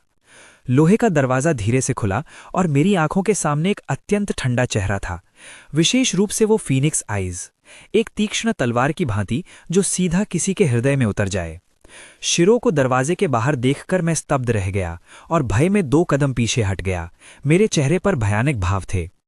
तुमने मुझे यहां कैसे खोजा? असंभव। कैमरा में कैद होने से बचने के लिए मैंने कई बस यात्राएं की थी ताकि घूमकर यांगवी के घर पहुंच सकूं। ऐसा कोई कारण नहीं है कि मैं पकड़ा जाता। इस क्षण डाओ हुआंग दोनों बॉडीगार्ड्स के पीछे से अंदर घुसा और मुझ पर 2 बार भौंका। उसकी बुद्धिमान डॉगी आंखें विजय की भावना से भरी थीं। Woof woof woof. भाव, तुम्हारे डॉगी लॉर्ड ने तुम्हें पालने के लिए बहुत मेहनत की है। जिस पल तुमने अपनी पैंट्स उतारी मुझे समझ आ गया था कि तुम क्या करने वाले हो। तुम अभी भी बहुत नाइव हो। मैं तो बस तुम्हारे मजे ले रहा हूं। मेरा चेहरा उतर गया। जैसे ही मैंने डैंग को देखा सब कुछ साफ हो गया। मैंने अपने दांत पीसे और कहा, मैं इस किडनी डेफिशिएंट लड़के को सबक सिखाने में इतना बिजी था कि इस डैम डॉग से निपटना ही भूल गया। मैंने तुम्हारे साथ कभी बुरा नहीं किया, फिर भी तुमने एक ही दिन में मुझे 2 बार धोखा दे दिया। इसी बीच दरवाजे पर खड़ी शिरोए ने लिविंग रूम में उस औरत को देखा जिसकी पीठ उसकी तरफ थी। उसकी आंखों की ठंडक और बढ़ गई। एक अजीब टोन में उसने हंसते हुए कहा, कोई हैरानी नहीं कि तुमने मुझ पर ध्यान नहीं दिया। पता चला कि तुमने छुपाकर एक मिस्ट्रेस रखी हुई है, पर तुम्हारा टेस्ट कुछ खास नहीं लगता। उन लेग्स और उस स्किन को तो देखो, टिस्क टिस्क। पर कोई बात नहीं, जब मैं इसके टुकड़े टुकड़े कर दूंगी तो सब एक जैसा हो जाएगा। समुद्र की फिश इसे खाना पसंद करेंगी। इन बातों ने यांगवे को इतना डरा दिया कि वो जल्दी से मुड़ा, अपना आधा चेहरा छुपाया, अपने लेग्स साथ रखे और रोते हुए कहा, प्लीज ऐसा मत कीजिए सिस्टर, ये सब बस एक मिसअंडरस्टैंडिंग है। मैं एक रियल मैन हूं, ये वो नहीं है जो आप समझ रही हैं। एक गहरी मर्दाना आवाज गूंजी। शिरोए आओवे और दोनों बॉडीगार्ड्स दंग रह गए और फिर उन सब ने मेरी तरफ अजीब नजरों से देखा। मैंने उनसे नजर चुराई, 2 बार खांसा और ऑकवर्ड होकर बड़बड़ाया, मुझे ऐसे मत देखो, मेरी सेक्सुअल ओरिएंटेशन बिल्कुल नॉर्मल है। अगर मुझे मर्द पसंद भी होते तब भी मैं इस लड़के को कभी पसंद नहीं करता। लिविंग रूम में थोड़ी देर के लिए खामोशी छा गई। एटमॉस्फेयर थोड़ा ऑकवर्ड था। काफी देर बाद शिरोई ने आखिरकार ठंडक से कहा, इसे यहां से ले जाओ। दोनों बॉडीगार्ड्स ने एक कदम आगे बढ़ाया, मुझे सीधा अपने शोल्डर्स पर उठाया और नीचे खड़ी कार की तरफ चल दिए। डैंग उनके पीछे पीछे गया। कार में बैठने के बाद ब्लैक बेंटली मेरे घर की तरफ निकल पड़ी। अंधेरी पिछली सीट पर शिरोए ने जोर से मेरी गर्दन दबाई। उसने अपनी आंखें सिकोड़ी। उसकी नज़र कुछ डेंजरस थी। लगता है जो वार्निंग मैंने तुम्हें दिन में दी थी वो काफ़ी नहीं थी। जो मर्द मेरे पीछे हैं उनकी यहाँ से फ्रांस तक लाइन लग सकती है। मुझ में क्या बुराई है? तुम मेरे साथ रहने के बजाय उस अगली लड़के के साथ रहना, गे बनना ज़्यादा पसंद करोगे। अपनी गर्दन पर दबाव महसूस करते हुए मैंने हार नहीं मानी और ठंडक से हुंकारा भरा। मेरे दांत मजबूत हैं, मैं सॉफ्ट राइस नहीं खा सकता। इसके अलावा हमारे बचपन को ना गिने तो हम एक दूसरे को ज्यादा से ज्यादा परसों से जानते हैं। तुम जानबूझकर मेरे पास आई हो। क्या तुम कह सकती हो कि तुम्हारा कोई अल्टीरियर मोटिव है? शिरोए ने मुझे एक ठंडी नजर से देखा, अपना हाथ छोड़ा और खिड़की के बाहर का नजारा देखने के लिए अपना सर घुमा लिया। अब वो मेरी तरफ नहीं देख रही थी। बहुत जल्दी कार एक छोटे 2 मंजिला घर के सामने रुकी। आसपास सब पुरानी बिल्डिंग्स थी। वहां कोई स्ट्रीट लाइट्स तक नहीं थी, पर किराया सस्ता था। मेरा घर 2nd फ्लोर पर है, एक छोटा 2 बेडरूम 1 लिविंग रूम अपार्टमेंट। मैंने पहले यहां अपनी एक्स गर्लफ्रेंड के साथ रहने का प्लान किया था, पर उसने इस रिमोट जगह पर रहने से साफ मना कर दिया था। इसलिए घर हमेशा खाली रहा। चाबी निकालकर दरवाजा खोलने के बाद मैं होशो हवास में किचन में चला गया। जहां तक शिरोए की बात है, वो लिविंग रूम में रही, थोड़ा इधर उधर घूमी, फिर मेरे कमरे में चली गई। दीवार पर अभी भी मेरी और मेरी कॉलेज की एक्स गर्लफ्रेंड की फोटो थी। वैसे देखा जाए तो पूरा घर काफी कोजी था और डेकोर बहुत सिंपल था। जब शिरोए कमरे से बाहर आई, दीवार पर लगी फोटो के कई टुकड़े कर दिए गए थे और उसे ट्रैश में फेंक दिया गया था। जल्द ही मैं खाने की 2 प्लेट्स लेकर बाहर आया, उन्हें टेबल पर रखा और कमरे की तरफ चल दिया। बिना सर घुमाए कहा, खाने के बाद बर्तन धोना याद रखना, वरना अगली बार चाहे तुम मुझे मार ही क्यों ना डालो, मैं तुम्हारे लिए फिर से खाना नहीं बनाऊंगा। शिरोए ने अपनी आंखें सिकोड़ी। ये बास्टर्ड मुझे धमका रहा है। क्योंकि मैं वहां उसे खिलाने के लिए नहीं था, शिरोए ने बहुत तेजी से खाया। 10 मिनट से भी कम में डिनर खत्म कर लिया। इसके बाद उसने खाली बोल टेबल पर फेंका और सीधा मेरे कमरे में चली गई। अब तक मैंने फटी हुई फोटो देख ली थी, पर मुझे कोई परवाह नहीं थी। मैं वैसे भी इसे फेंकने का प्लान कर रहा था। मेरी एक्स गर्लफ्रेंड ली वे का अब मुझसे कोई लेना देना नहीं है। शिरोए को अंदर आते देख मैं एक बुक पढ़ रहा था और तेवरी चढ़ाकर कहा, अगर तुम रुकना चाहती हो तो तुम दूसरे कमरे में सो सकती हो। और याद रखना, अगली बार अंदर आने से पहले नॉक करना। शायद ये उस टॉपिक की वजह से था जो हमने कार में डिस्कस किया था, जिसने मेरे एटीट्यूड में थोड़ा बदलाव लाया। मैं थोड़ा कोल्ड और डिस्टेंट हो गया था। अगली बार बात करेंगे, अगली बार। शिरोए बेड की तरफ चली और बैठ गई। उसने अपने शूज उतारना शुरू किया, जिससे उसकी डेलिकेट जेड वाइट फीट दिखने लगे। फिर जब मेरा ध्यान नहीं था, वो जल्दी से बेड पर आई, मेरी रिस्ट को कस के पकड़ा और मुझे नीचे दबा दिया। एक पुलिस ऑफिसर की तरह जो किसी क्रिमिनल से इंटेरोगेशन कर रहा हो, उसने पूछा, क्या तुम उस औरत के साथ सोए हो? वो औरत बेशक लीवी के बारे में थी। उसके नीचे दबे हुए मैंने अपना चेहरा दूसरी तरफ मोड़ा और गुस्से में कहा, ये मेरा बिजनेस है, इसका तुमसे कोई लेना देना नहीं है। मेरी इवेसिव गेज देखकर शिरो को तुरंत अपना जवाब मिल गया। उसके स्टनिंगली ब्यूटीफुल चेहरे पर एक स्माइल आई और उसने सीधा मेरे लिप्स पर किस किया। एक छोटी पिल उसके मुंह से मेरे मुंह में आ गई। मैंने इसे अनकॉन्शियसली निगल लिया, फिर आंखें फाड़कर उसे पीछे धका दिया। तुमने मुझे क्या पिलाया? कुछ नहीं, बस एक छोटी पिल तुम्हें ओबीडियंट बनाने के लिए, शिरोए ने जवाब दिया। ये पिल बार वाली पिल जैसी नहीं है। इसके इफेक्ट्स बहुत स्ट्रांग हैं और ये लगभग इंस्टेंटेनियस है, इसलिए ये बहुत एक्सपेंसिव भी है। लगभग सिर्फ अमीरों के लिए अफोर्डेबल है। मेरी सांस धीरे धीरे भारी होने लगी। मेरा शरीर एक फर्नेस की तरह लग रहा था जो लगातार गर्म हो रहा था। लेकिन इस पल शिरो श्योर बेड से उतरी, ठंडे फ्लोर पर नंगे पैर चलते हुए मुझे एक काम गेज से देखने लगी। उसकी आवाज़ थोड़ी कोल्ड थी। इस पिल का इफेक्ट सिर्फ 3 मिनट तक रहता है। 3 मिनट के बाद तुम नॉर्मल हो जाओगे। अगर तुम इसे एंड्योर कर सके तो ये साबित कर देगा कि तुम दिल से मुझसे सच में नफरत करते हो। फिर मैं तुम्हें ढूंढने कभी नहीं आऊंगी। लेकिन अगले ही पल मैं उसकी तरफ लपका। 3 मिनट भूल जाओ, मैं 3 सेकंड्स भी नहीं टिक सका। मैंने फोर्सफुली शिरोवे के कपड़े फाड़ दिए। फिर मैंने उसे ले लिया। एक पीसफुल रात बीत गई। सुबह की सूरज की किरण कमरे में चमकी। एक हल्की ब्रीज ने कर्टन्स को हिलाया। मैं पूरी रात से एग्जॉस्टेड धीरे से अपनी आंखें खोली। फेमिलियर सीलिंग को देखते हुए मैंने अपने बगल से रसलिंग की आवाज़ सुनी। मैंने इंस्टिंक्टिवली अपना सर घुमाकर देखा। मेरा पूरा शरीर तुरंत फ्रीज हो गया। मैंने शिरो शुओ को देखा जो सिर्फ अंडरवेयर पहनी हुई थी। वो कुछ ढूंढते हुए मेरा क्लोजेट खोल रही थी। उसकी पीठ की वो गोरी और स्मूथ स्किन परफेक्ट और फ्लॉलेस थी। उसका वेल प्रोपोर्शन फिगर हर सही जगह से कर्वी था, खासकर जब उसके हाथ क्लोजेट में कुछ ढूंढ रहे थे। उसके अपर बॉडी के टाइडल वेव्स लगातार कांप रहे थे, जैसे वो किसी भी वक्त अपनी कंस्ट्रेंट से आज़ाद हो जाएंगे। बहुत जल्दी शिरोए ने क्लोजेट में लूज कपड़ों के 2 सेट्स ढूंढ लिए और उन्हें पहन लिया। उसने अपना सर घुमाया और इत्तेफाक से मेरी स्टेयरिंग गेज से मिली। एनॉयड होकर उसने फ्लोर से कपड़े उठाए और उन्हें फेंक दिया। तुम क्या देख रहे हो? क्या तुमने कल रात मेरी ड्रेस फाड़ दी? जल्दी करो और मेरे लिए ब्रेकफास्ट बनाओ। वो देखकर मैंने जल्दी से डॉज किया और गुस्से में कहा, तुमने मुझे पहले ड्रग दिया था, ये सिर्फ एक टॉर्न ड्रेस है, ज्यादा से ज्यादा वो तुम्हें इसका कंपनसेशन दे देगा। मेरी ये ड्रेस विदेश के एक मास्टर फैशन डिजाइनर ने कस्टम मेड बनाई थी। एक ड्रेस की कीमत 1 मिलियन युआन है। क्या तुम श्योर हो कि तुम मुझे कंपनसेट करना चाहते हो? मिस, आप ब्रेकफास्ट में क्या लेना पसंद करेंगी? डिसाइसिवली अपनी हार मानने के बाद मैं उठने लगा और अपने कपड़े बदलने लगा, कल रात की उस ब्लैक ड्रेस को देखते हुए जो मेरे द्वारा फ्लोर पर टुकड़े टुकड़े हो गई थी। इस टॉर्न ड्रेस की क्वालिटी सच में खराब है और फिर भी इसकी कीमत 1 मिलियन युआन है। लेकिन जैसे ही मैंने कल रात के शिरो शुए के फेरोशियस अपीयरेंस के बारे में सोचा, मैं पूरा काम गया और कमरे से बाहर निकल गया। ये औरत बहुत ज्यादा फियर्स है। इसने बेसिकली मुझे पूरे समय दबा कर रखा। ट्रूली एक फीमेल टायरेनोसॉरस रेक्स कमरे से निकलते वक्त। ये देखते हुए कि मुझे आज इंसेंस जलाने के लिए अपने होम टाउन वापस जाना है, मैंने बस 2 एग्स फ्राई किए और फ्रेश मिल्क के 2 ग्लास गर्म किए, उन्हें टेबल पर रख दिया और कैजुअली कहा, मुझे आज अपने होम टाउन जाना है। अगर तुम खाना चाहती हो तो शायद मैं इन 2 दिन यहां नहीं रहूंगा। तुम्हें मेरे होम टाउन से वापस आने तक इंतजार करना होगा, खुशी से अपना दूध पीते हुए। शीरू ने मेरी तरफ देखा और मतलबी ढंग से मुस्कुराई। क्या तुम अब मुझसे नफरत नहीं करते? मैंने तुमसे कभी नफरत नहीं की। मुझे बस तब बुरा लगता है जब लोग बिना किसी वजह के मेरे साथ अच्छे होते हैं। इससे मुझे काफी अनकंफर्टेबल महसूस होता है, मैंने जवाब दिया। हालांकि कॉलेज से ग्रेजुएट हुए मुझे सिर्फ 2 साल हुए हैं, मगर जब से मेरे डैड गुजर गए, मैंने अपने खाली समय में पार्ट टाइम काम करना शुरू कर दिया। मैंने हमेशा एक बात पर भरोसा किया है, कोई भी तुम्हारे साथ बिना वजह अच्छा नहीं बनेगा जब तक वो इंसान मूर्ख ना हो। रही बात शीरो की, मेरी नज़र में वो मूर्ख नहीं है, बल्कि एक पागल औरत की तरह है।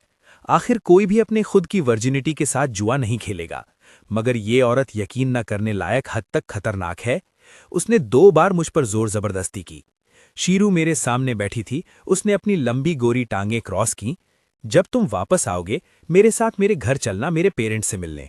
तुम्हारे पेरेंट्स से मिलूं? मुझे इस बारे में सोचना भी नहीं पड़ा।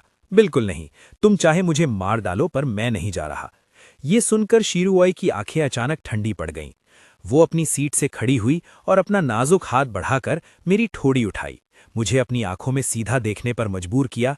उसकी ठंडी आवाज गूंजी, बडी, मुझे लगता है तुमने कुछ गलत समझ लिया है। ये मत सोचो कि सिर्फ इसलिए क्योंकि हमारे बीच कुछ हुआ है तुम मेरी बात टाल सकते हो। मैं तुम्हें बता रही हूं, तुम्हारी राय नहीं मांग रही, समझे? उसकी ठंडी नज़र से घूरते हुए मैं खुद को पिछली रात वो कैसी लग रही थी ये याद करने से नहीं रोक पाया। मेरे ऊपर छुपती हुई मैंने थूक निगला और सर हिलाया। ये देखकर शीरोशू ने आखिरकार अपना हाथ पीछे कर लिया। वो टेबल के पीछे से घूमकर मेरी तरफ आई, एक हाथ से मेरा कॉलर पकड़ा और मुझे काफी देर तक पैशनेटली किस किया जब तक कि मेरी सांस ना फूलने लगी। शीरोशू ने आखिरकार मुझे छोड़ दिया। उसने टेबल से अपना फोन उठाया और बाहर चली गई, बिना पीछे मुड़े कहा, ये तुम्हारा इनाम है। बेहतर होगा जब तुम घर वापस जाओ तो एक अच्छे लड़के बनकर रहो, वरना ये तुम्हें पिछली रात से भी कई गुना ज्यादा सख्ती से सुधारेगा। ओह हाँ, मैंने अभी अपनी सेक्रेटरी से तुम्हें कुछ पॉकेट मनी ट्रांसफर करवाई है। अगर वो काफी ना हो तो मुझसे और मांग लेना। उसके बोलने के बाद लिविंग रूम का दरवाजा जोर से बंद हो गया। तुरंत ही मेरे फोन पर एक मनी ट्रांसफर का नोटिफिकेशन आया। आपके अकाउंट जिसके आखिर में 9527 है, उसमें टोटल 10 मिलियन युआन का डिपॉजिट पेंडिंग है। इस मैसेज को देखकर मैंने हैरानी में अपनी जीभ चटपटाई। ये नसीब वाले अमीर लोग बस यूं ही 10 मिलियन दे देते हैं। ये बहुत ज्यादा बड़ा दिल है। इससे मेरा मन करने लगा है कि मैं अब और मेहनत ना करूं, मगर मैंने जल्दी से अपना सर झटका।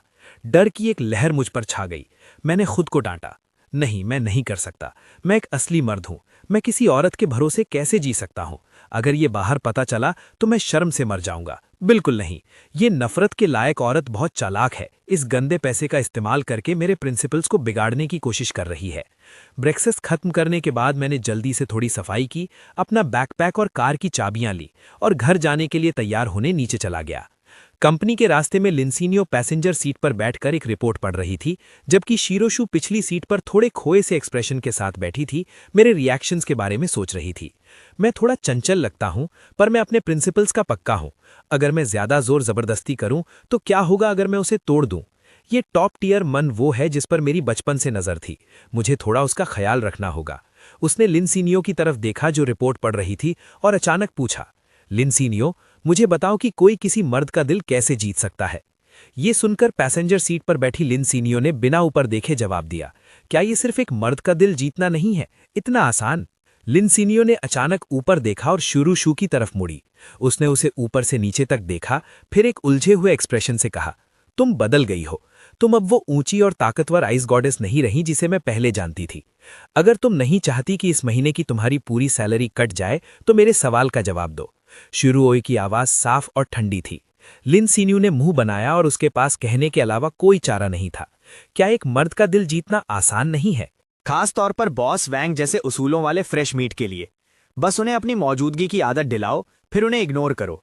प्ले हार्ड टू गेट करो। उन्हें एहसास दिलाओ कि वो तुम्हारे बिना रह सकते हैं, और बस इतना ही। लेकिन मुझे कहना पड़ेगा, बॉस वैंग सच में हैंडसम है। मेरा भी थोड़ा सेल्फ कंट्रोल खो रहा है। उसका हंसना बीच में ही अचानक रुक गया, क्योंकि लिन शैन्यू को डर था कि अगर वो हंसती रही तो एक बेरहम बॉस उसके 2 टुकड़े कर देगा। इस दीवानी लड़की को वॉर्न करने के बाद पिछली सीट पर बैठी शुई के चेहरे पर एक सोचने वाला एक्सप्रेशन आया। उसने उन बातों पर ध्यान से गौर किया जो उसने अभी कही थी। उस बदतमीज आदमी को मेरे लिए पागल होने दो, फिर उसे पूरी तरह इग्नोर करूंगी। लेकिन दिक्कत यह है कि वो एक नशीली फॉरबिडन ड्रग की तरह है। मैं खुद पर कैसे कंट्रोल करूं और उस पर ध्यान न दूं? लॉन्ग सिटी जैंग सिटी के बिल्कुल पास है, जो एक 10,000 मील लंबी स्ट्रीम के लिए फेमस है, जो एक पुराने ड्रैगन की तरह मजेस्टिक दिखती है। इसकी टूरिज्म इंडस्ट्री सबसे ज्यादा डेवलप्ड है। पूरी सुबह ड्राइव करने के बाद मैंने खिड़की से उस जानी पहचानी पर अजनबी सिटी को देखा। मेरे दिल में एक ऐसी फीलिंग आई जिसे बयान नहीं किया जा सकता। मैं थोड़ा इमोशनल महसूस कर रहा था। कार सिटी से होते हुए आखिरकार एक हाई एंड विला कॉम्प्लेक्स में दाखिल हुई। वो एक छोटे 2 मंजिला विला के सामने रुकी। आवाज सुनकर एक औरत जिसके बाल बन में बंधे थे, एप्रन और स्किन कलर्ड स्टॉकिंग्स पहने पहली फ्लोर से बाहर आई। वो साफ तौर पर 40 की होने वाली थी, लेकिन वो बिल्कुल भी बूढ़ी नहीं लग रही थी। वॉन्ग यू, मैंने तुम्हें बहुत याद किया। वो औरत सीधा मेरी तरफ भागी और खुशी के एक्सप्रेशन के साथ मुझे जोर से गले लगा लिया। उसे अपना चेहरा मुझसे रगड़ने की कोशिश करते देख मैंने जल्दी से उसे पीछे ढकेला और थोड़ी नफरत से कहा, मैं तुम्हें बता रहा हूं ओल्ड मेड, तुम्हें जल्दी से शादी के लिए किसी को ढूंढ लेना चाहिए। अगर ऐसा चलता रहा तो अगली बार मैं यहां आने की हिम्मत नहीं करूंगा। सही कहा, ये औरत मेरी आंट है, वॉन्ग शाओवैन, एक असली लेफ्ट ओवर वुमन। वो फैशन कंपनी की मालकिन है जिसकी कीमत करोड़ों में है, एक असली रिच वुमन।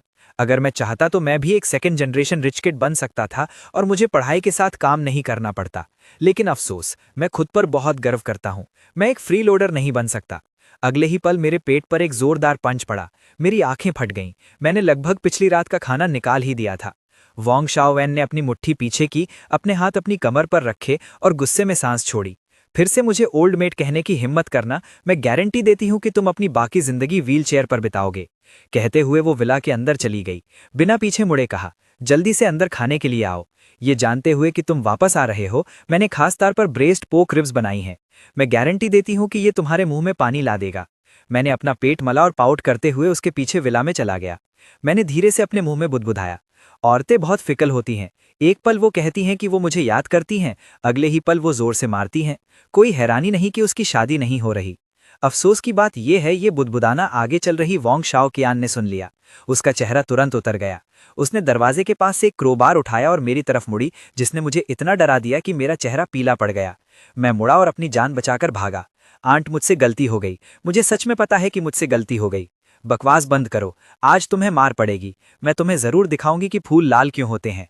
वो दोनों एक दूसरे के पीछे ऐसे ही यार्ड में भागे। एक एल्डर रिलेटिव के रिश्ते के मुकाबले ये एक सिबलिंग रिलेशनशिप की तरह लग रहा था। थोड़ी देर खेलने के बाद वो दोनों आखिरकार डाइनिंग टेबल पर गए और बैठ गए। लंच शुरू करने के लिए वॉन्ग शाओ क्यान ने मेरे बाउल में रिब का एक टुकड़ा रखा, अपनी लंबी पतली टांगें क्रॉस की और बड़े इंटरेस्ट के साथ मुस्कुराई। क्या तुम्हारी चाइल्डहुड स्वीट हार्ट तुम्हें ढूंढती हुई आई है? तुम्हारा उसके साथ रिश्ता कहाँ तक पहुंचा है? क्या तुमने वो कर लिया है? मेरे मुंह से चावल लगभग बाहर आ गए थे। ये औरत अब भी इतनी बोल्डली बात करती है। बीता हुआ कल है। अब जो है वो अब है। हमने एक दूसरे को सालों से नहीं देखा है। ज्यादा से ज्यादा हम अब सिर्फ नॉर्मल फ्रेंड्स हैं। ये सुनकर वॉन्ग शाओ क्यान की आंखों में थोड़ी निराशा दिखी। उसके शब्द पछतावे से भरे थे। खैर, ये सच में शर्म की बात है। तुम बदमाश, तुम रूई से शादी करने के लिए चिल्लाया करते थे। अगर हम तुम दोनों को साथ सोने नहीं देते तो तुम नखरे दिखाते थे। जैसे ही उसने ये कहा, मैं दंग रह गया और शक के साथ पूछा, मैं साथ सोने की बात मान लूंगा, लेकिन क्या मैंने कहा था कि मैं उससे शादी करूंगा? वो कब हुआ था? आखिरकार बहुत साल बीत गए हैं। मेरी बचपन की यादें थोड़ी धुंधली हैं। मुझे कभी कभी ही कुछ पुरानी बातें याद आती हैं। लेकिन वोंग शाओ क्यान ने मेरी तरफ ऐसे देखा जैसे मैं कोई इडियट हूं और साफ साफ कहा, बिल्कुल, तुमने कहा था।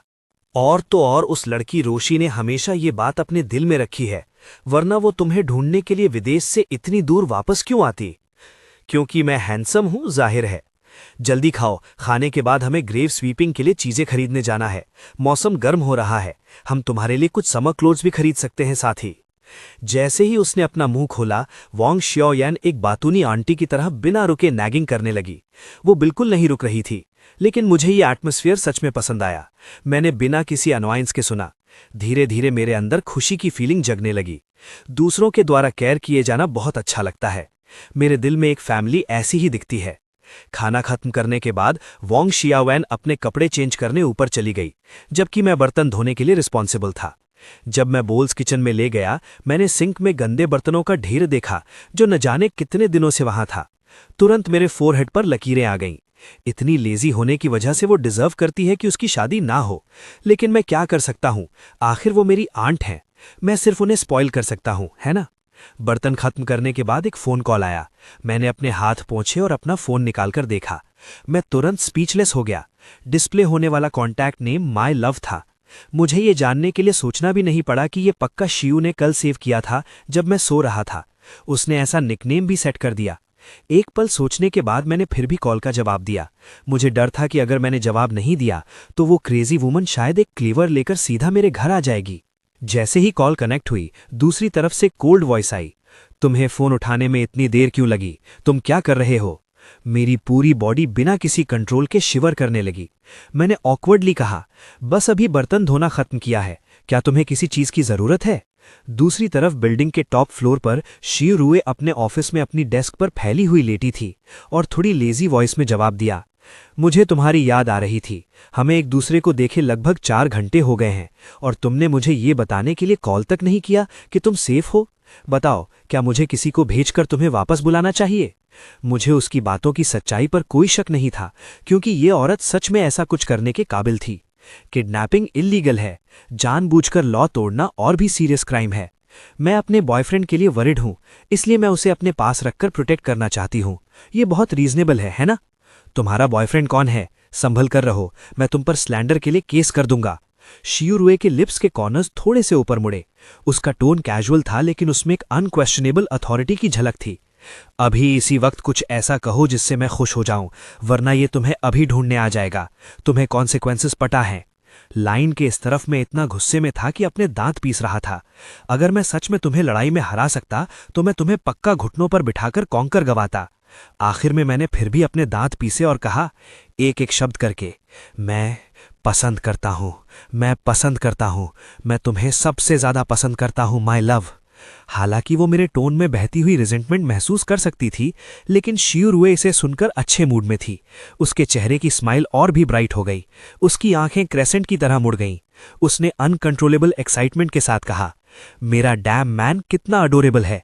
जल्दी से इसे कुछ बार और कहो, मैं इसे अभी और सुनना चाहती हूं।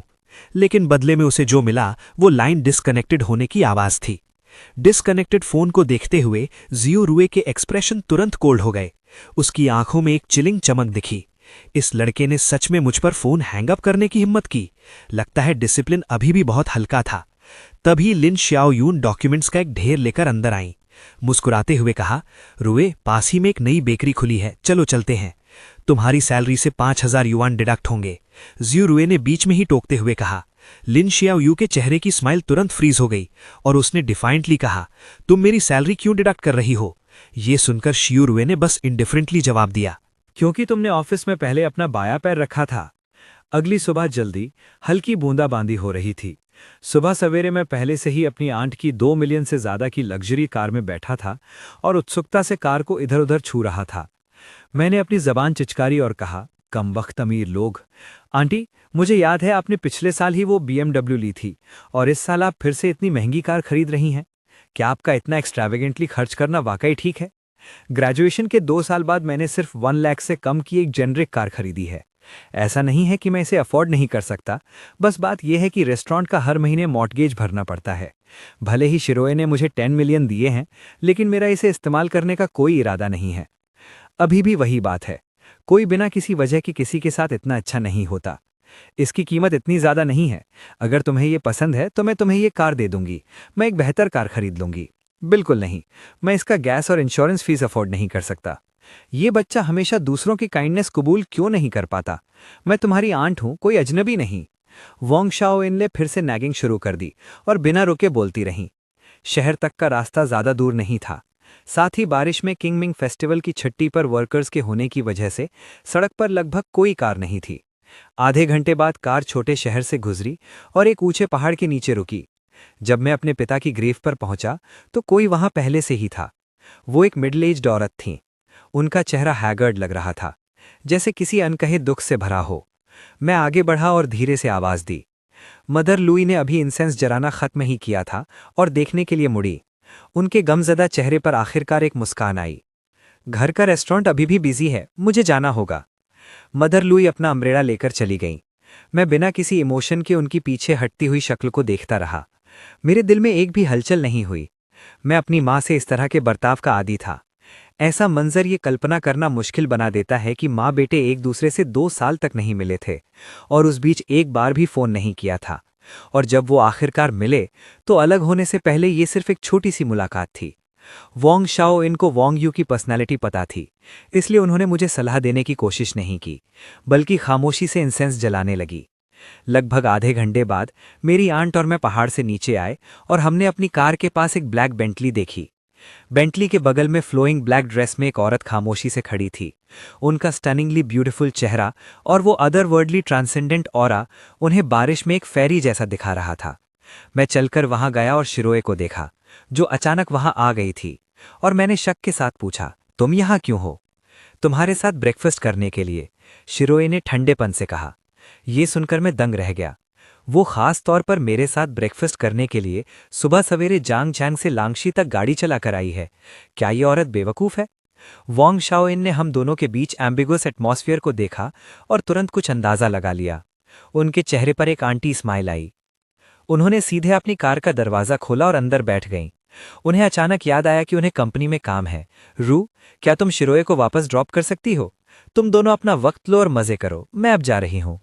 जैसे ही उन्होंने कहा, कार स्टार्ट हुई और तेजी से निकल गई, लेकिन वो जल्दी ही वापस आईं।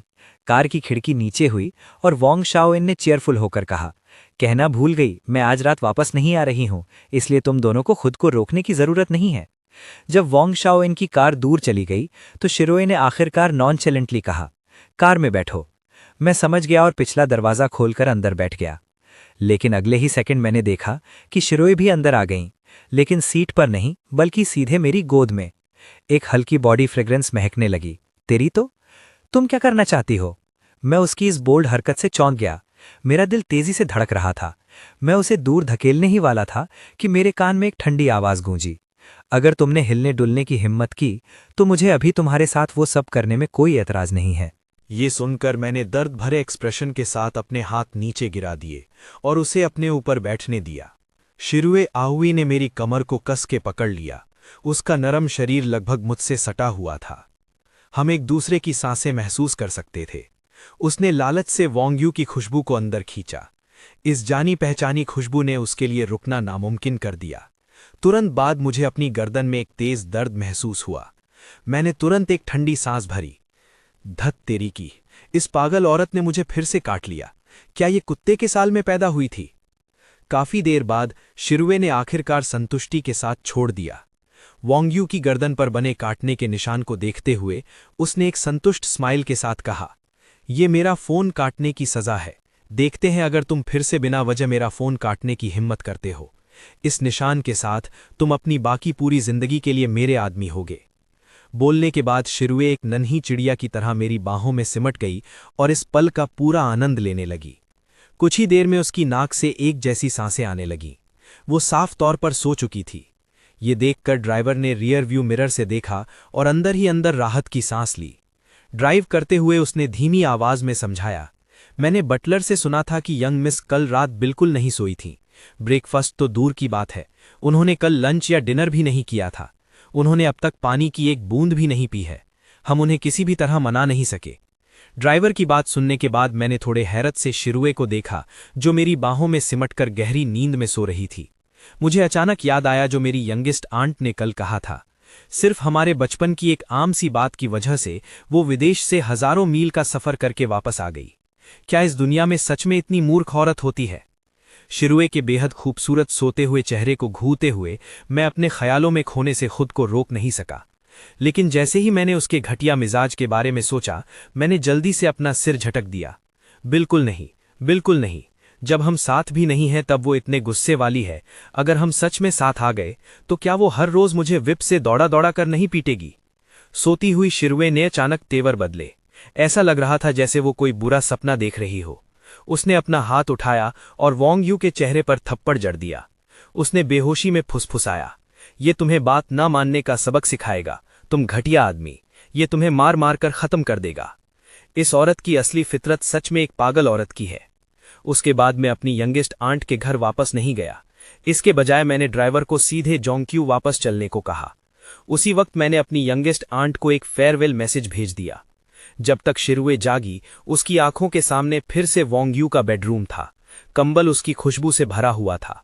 उसी पल में एक प्लेट स्टर फ्राइड टोमेटोज और एक बोल व्हाइट राइस लेकर आया। मैंने उसे उसके सामने रखा और लापरवाही से कहा, आज थैंकिंग फेस्टिवल है। सुपरमार्केट में ज्यादा सब्जियां बिकने के लिए नहीं है। हम सिर्फ कुछ सादा ही खा सकते हैं। अभी के लिए इसी से काम चला लो। कल हम तुम्हारे लिए कुछ बेहतरीन डिशेस बनाएंगे। अपने सामने रखे गर्म चावल के कटोरे को देखते हुए बिस्तर पर लेटी हुई शिरुए ने वॉन्ग यू को पलके झपकते हुए देखा। उसने हक से गुस्से में ऑर्डर दिया, क्या देख रहे हो? मुझे खिलाओ। क्या मुझे ये भी तुम्हें बताने की जरूरत है? मैं खाना पकड़े हुए उसे घूर रहा था। तुम अब बच्ची नहीं हो। तुम्हें अब भी हर रोज किसी के खिलाने की जरूरत है। क्या तुम्हारे पास हाथ नहीं है? जैसे ही ये शब्द बोले गए, शिरुए ने आंखें थोड़ी सिकोड़ी। उसने कंबल फेंका और मुझ पर झपट पड़ी। खुशकिस्मती से मैंने जल्दी रिएक्ट किया और खाना वक्त पर एक तरफ रख दिया। खाना बर्बाद होने से बचा लिया। शिरुए चिढ़ती हुई मुस्कुराई। ऐसा लगता है कि खाने से पहले मुझे तुम्हें फिर से ढंग से सिखाना होगा कि तुम मुझसे किस टोन में बात करते हो। बोलते हुए उसने अपना जेड जैसा गोरा पैर मेरे चेहरे पर रखा और जोर से दबाया। ऐसा लग रहा था जैसे वो अपना गुस्सा निकाल रही हो। मैंने पहले विरोध करने का सोचा, लेकिन जब मैंने देखा कि शिरो के हाथ में कहीं से एक फ्रूट नाइफ आ गई है, मैंने चुपचाप विरोध करना छोड़ दिया। मुझे वैसे भी ये बदबूदार पैर नहीं चाहिए था। हाँ, ये सही है। मैं वॉन्ग यू उस तरह का इंसान नहीं हूं। चलो अपना मुंह खोलो। इस छोटे मगर कोजी लिविंग रूम में मैंने रिलक्टेंटली टमाटर का एक टुकड़ा उठाया।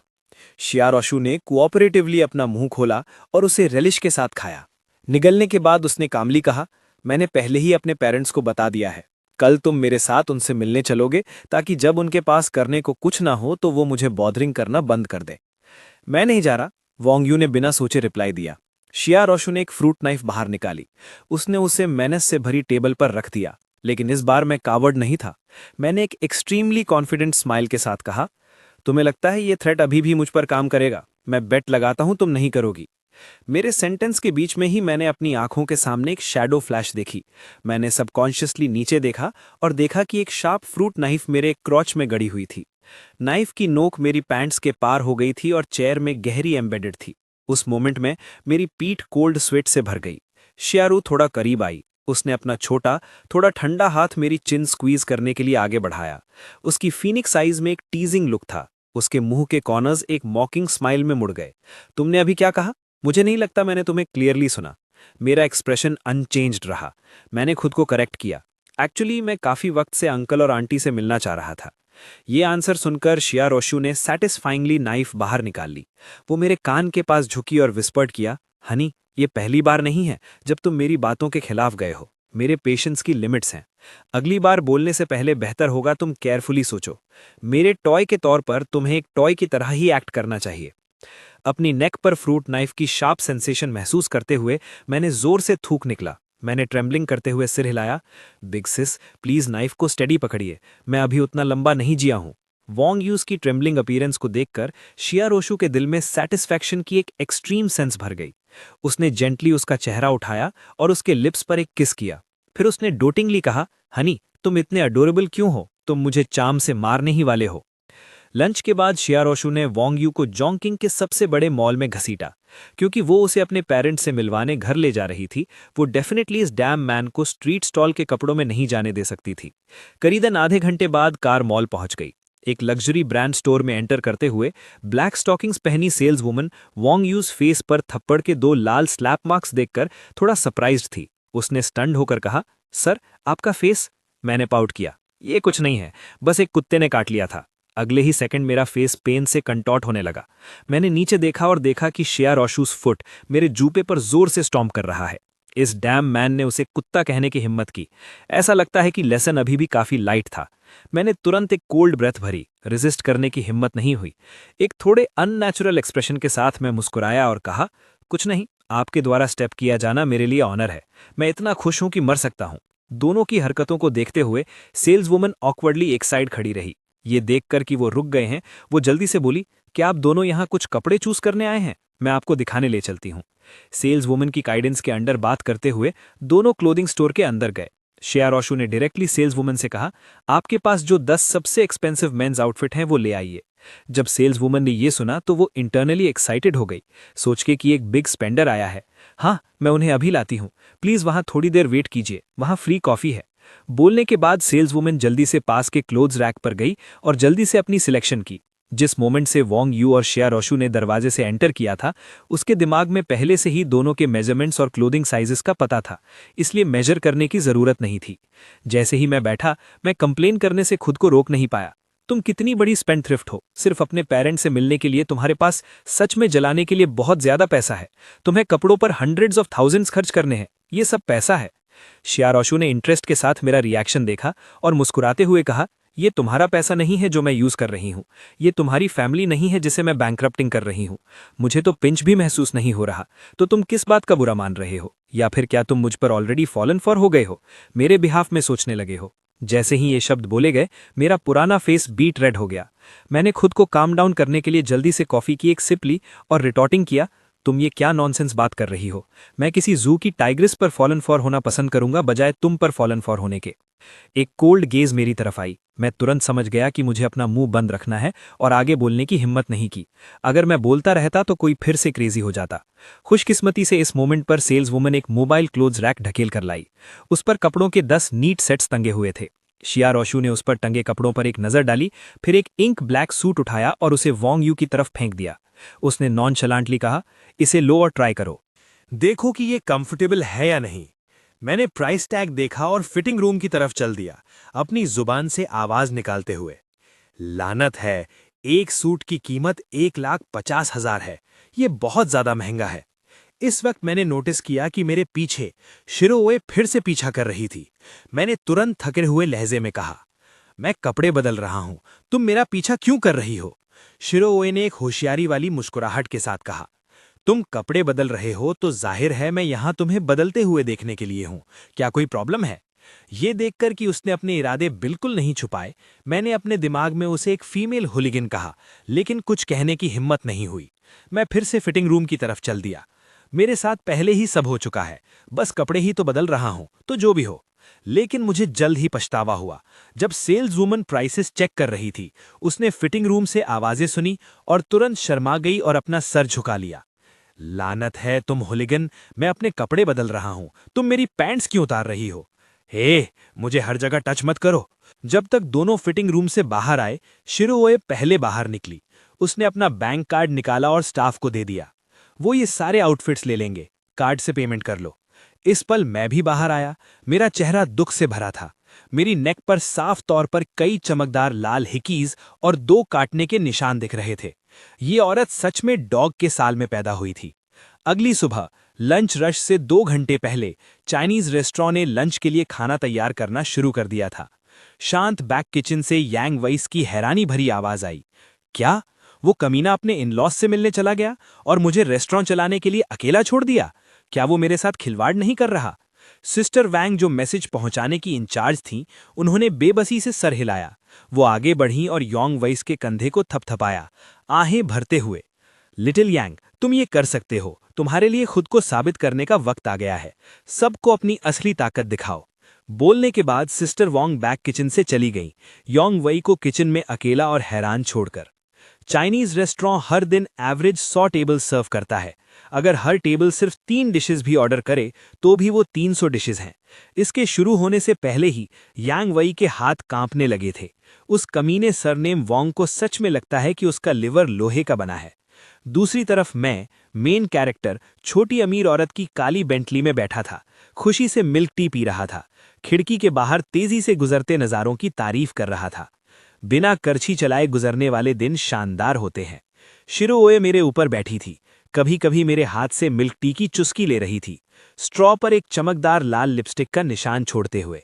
अगर ये पहले होता तो मैं यकीनन बहुत विरोध करता, लेकिन जब से इस औरत ने मुझे ड्रग दिया है, मुझे इन इंटीमेट हरकतों की कुछ आदत सी हो गई है। आखिरकार हमने इतने सारे पोजीशंस ट्राई किए हैं, ये तो बस एक इनडायरेक्ट किस है। मेरा शिरोगोए के साथ रिश्ता अब फ्रेंड्स से ज्यादा है, लेकिन पूरी तरह लवर्स जैसा नहीं। खैर, मैं ये भी नहीं कह सकता कि ये लवर्स जैसा नहीं है। एक रोमांटिक रिलेशनशिप के मुकाबले हम दोनों अब लड़ने झगड़ने वाले दुश्मनों जैसे हैं, एक हद तक एम्बिगुअस रिलेशनशिप। हाईवे पर 2 लंबे घंटों के बाद काली बेंटली आखिरकार हाईवे से बाहर निकली और जियोंग प्रोविंस की कैपिटल सिटी जिनलिंग में पहुंच गई। आधे घंटे और ड्राइव करने के बाद आसपास की बिल्डिंग्स कम होने लगी। सड़क के किनारे और ज्यादा हरे पेड़ थे और आर्किटेक्चरल स्टाइल तेजी से अपस्केल होता गया। एक लंबी सड़क से गुजरते हुए कार नहीं रुकी, बल्कि एक पहाड़ पर चढ़ती रही। ये देखकर मैंने मुंह बनाया और कहा, हम अभी तक वहां क्यों नहीं पहुंचे? तुम इतनी अमीर हो, लेकिन तुम्हारा घर इतनी रिमोट जगह पर क्यों है? शिरोए, जो मेरी बाहों में लेटी थी, उसने कुछ नहीं कहा। इसके बजाय समझदार ड्राइवर ने मुझे याद दिलाया, यंग मास्टर वॉन्ग, हम पहुंच गए हैं। ये पूरा पहाड़ शिरो फैमिली का है। थोड़ी और ड्राइव करने के बाद हम वहां पहुंच जाएंगे। मैंने पहले सोचा था कि एक मैनर बनाने के लिए पूरा पहाड़ खरीदना ऐसी चीज है जो आप सिर्फ टीवी और नॉवेल्स में देख सकते हैं, लेकिन मैंने कभी ये उम्मीद नहीं की थी कि असली जिंदगी में कोई सच में एक पूरे पहाड़ का मालिक होगा। कुछ ही देर बाद कार एक ऊंची स्लोप पर चढ़ी और धीरे से एक बड़े मैनर के सामने रुक गई। मुझे शियू ने मैनर के अंदर खींचा। दोनों तरफ खड़े मेड्स और बॉडीगार्ड्स ने सम्मान के साथ झुककर कहा, गुड मॉर्निंग एल्डेस्ट मिस। शियू ने शांति से सर हिलाया जैसे उसे इसकी आदत हो। मुझे विला के अंदर खींचा गया। मैंने उत्सुकता से चारों तरफ देखा। विला का अंदर का हिस्सा उतना मैग्निफिसेंट और लग्जरियस नहीं था जितना मैंने सोचा था। इसके विपरीत डेकोर बहुत कोजी था। सब कुछ वुडन स्ट्रक्चर्स का बना था। लिविंग रूम के सोफा पर एक अधेड़ ऑनर का जोड़ा एक ब्लू सूट पहने नौजवान के साथ खुशी खुशी बातें कर रहा था। ये लड़का वही ट्रबल होना चाहिए जिसका जिक्र शियो ने किया था। सोफा पर बैठे लॉन्ग ऑसियन ने शियो को देखने के बाद उसकी आंखों में एक पॉजिटिव झलक दिखी। वो उसे ग्रीट करने के लिए खड़ा ही हुआ था, पर शियो के अगले शब्दों ने उसे हैरान कर दिया। उसने आगे बढ़कर मेरा हाथ थाम लिया और सोफा पर बैठे दोनों एल्डर्स से लापरवाही से कहा, डैड, मॉम, ये मेरा मैन है, वॉन्ग यू, वो सन इन लॉ जिसका आप दिन रात इंतजार कर रहे थे। अंकल, आंटी, बहुत समय बाद मिले। मैंने विनम्रता से उनका स्वागत किया। माँ याकयांग खड़ी हुई और वॉन्ग यू को ध्यान से ऊपर से नीचे तक देखा। उनके चेहरे पर मुस्कान खिल उठी। तो ये तुम हो छोटे, तुम तो और भी हैंडसम हो गए हो। जहां तक पिता जी छांग की बात है, उन्होंने ठंडी आह भरी। अगर लुक्स किसी को मार सकते तो मैं अब तक 800 बार मर चुका होता। शियू और शुई की बातें सुनकर लॉन्ग ऑसिन को बहुत जलन महसूस हुई, पर जब उसने सोचा कि दूसरा पक्ष एक पुअर गाय है तो उसका कॉन्फिडेंस तुरंत वापस आ गया। तो क्या हुआ, अगर वो हैंडसम है, इस दुनिया में फैमिली बैकग्राउंड ही सब कुछ है, रूस जरूर सबसे आउटस्टैंडिंग पर्सन को चुनेगी, यानी मुझे। बस ऐसे ही ये सोचते हुए उसने मेरी तरफ अपना हाथ बढ़ाया और बहुत पोलाइट होकर मुस्कुराते हुए बोला, हेलो, मैं लॉन्ग ऑसियन हूं, विदेश की कैम्ब्रिज यूनिवर्सिटी से पीएचडी। मैंने उसके बड़े हुए हाथ को देखते हुए उसकी तरफ देखकर मुस्कुराया। मैं रूई का बॉयफ्रेंड हूं। लॉन्ग एस के माथे पर एक डार्क लाइन दिखी। उसने एक जबरदस्ती की मुस्कान दी। मेरा परिवार होटल बिजनेस में है, जिसके पूरे देश में 200 से ज्यादा चेन होटल्स हैं और एसेट्स कुछ 10 अरब के हैं। जवाब में मैं फिर से दिल से हंसा। मैं रूई का बॉयफ्रेंड हूं। वागवा कुलिनरी एसोसिएशन का सबसे यंगेस्ट मेंबर भी हूं। मैं रूई का बॉयफ्रेंड हूं। मेरे मास्टर एक 5 स्टार शेफ हैं और मुझे इस साल वागवा कुलिनरी वर्ल्ड के 12 हेवनली किंग्स में से एक के रूप में पहचाना गया है। मैं रूई का बॉयफ्रेंड हूं। लॉन्ग एस का बड़ा हुआ हाथ थक गया। वो इतना गुस्सा था कि अपने दांतों को पीस कर धूल बनाने वाला था। उसकी आंखें जैसे आग उगल रही थी और वो हंसते हुए वॉन्ग यू को घूरने लगा। डैम इट, उस फ्रेज के अलावा क्या तुम कुछ और नहीं कह सकते? या कियांग ने वोंग यू को देखा जिसने लॉन्ग एस को स्पीचलेस कर दिया था, और वो मन ही मन हंसने लगी। ये बच्चा अभी भी उतना ही शार्प टंग्ड है जितना पहले था। जब वो इसे और बर्दाश्त नहीं कर सका तो लॉन्ग ऑसियन ने जबरदस्ती मुस्कुराते हुए दोनों एल्डर्स से पोलाइट होकर बात की। अंकल शी, आंटी या, मुझे अचानक याद आया कि मुझे घर पर कुछ अर्जेंट मैटर्स निभाने हैं, इसलिए मैं पहले निकल रहा हूं। अगली बार आप दोनों से फिर मिलूंगा। कहने के बाद लॉन्ग ऑसियन बिना पीछे मुड़े तेजी से चला गया। अगर वो थोड़ी देर और रुकता तो उसे डर था कि वोंग यू उसे लड़ाई के लिए उकसा देगा। किसी को मारना छोटी बात थी, पर शी फैमिली के एल्डर्स के सामने अपनी इमेज खोना बड़ी बात थी। इसके अलावा उसने पहले कभी नहीं सुना था कि रूई का कोई बॉयफ्रेंड है। अब जब कोई अचानक आ गया है तो उसने जरूर उसे एक शील्ड की तरह ढूंढा होगा। हाँ, यही बात होगी। लॉन्ग ऑसियन को गुस्से में जाते देख शियू ने संतुष्टि से वोंग यू का कंधा थपथपाया। वो शायद ही कभी प्रेस करती थी। बहुत बढ़िया, मैं तुम्हें बाद में रिवॉर्ड दूंगी। या कियांग ने अपनी बेटी को एक नजर देखा। बहुत बढ़िया, तुम तो ये भी नहीं जानती कि किसी की डिग्निटी कैसे रखते हैं। ठीक है, चलो खाते हैं। अगर हम अभी नहीं खाएंगे तो खाना जल्द ही ठंडा हो जाएगा। मैं बस डाइनिंग टेबल तक गया था और बैठा ही था कि मेरे सामने व्हाइट लिकर की एक बड़ी बोतल रख दी गई। मैंने अनायास ही ऊपर देखा। मेरे सामने बैठे जी छांग ने एक ठंडी मुस्कान दी। बच्चे, तुम्हारी मेरी बेटी पर दौरे डालने की हिम्मत कैसे हुई? तुम्हें ग्रेवयार्ड में फेंके जाने के लिए तैयार रहना चाहिए, है ना? क्या इसकी कोई गुंजाइश है कि मैं वो हूं जिस पर दौरे डाले जा रहे हैं? ये देखकर शीरू ने बिना किसी फिक्र के कहा, ओल्ड शी, तुम्हें क्या लगता है तुम क्या कर रहे हो? अपनी बेटी की ठंडी नजर पर एक नजर डालते हुए परवाह करने वाले पिता शियांग शेंग ने शर्मिंदगी से लिकर वापस ले ली। वो हंसने लगा। रू, डैड बस उसे टेस्ट करने में तुम्हारी मदद कर रहे थे, ठीक है? क्या तुम नहीं जानती कि तुम किस तरह के इंसान हो? मैं तुम्हें बता दूं, वो आदमी जो हमारी बेटी को इतनी मुश्किल के बाद आखिरकार पसंद आया है, अगर तुमने कुछ भी खराब करने की हिम्मत की तो मुझसे बुरा कोई नहीं होगा।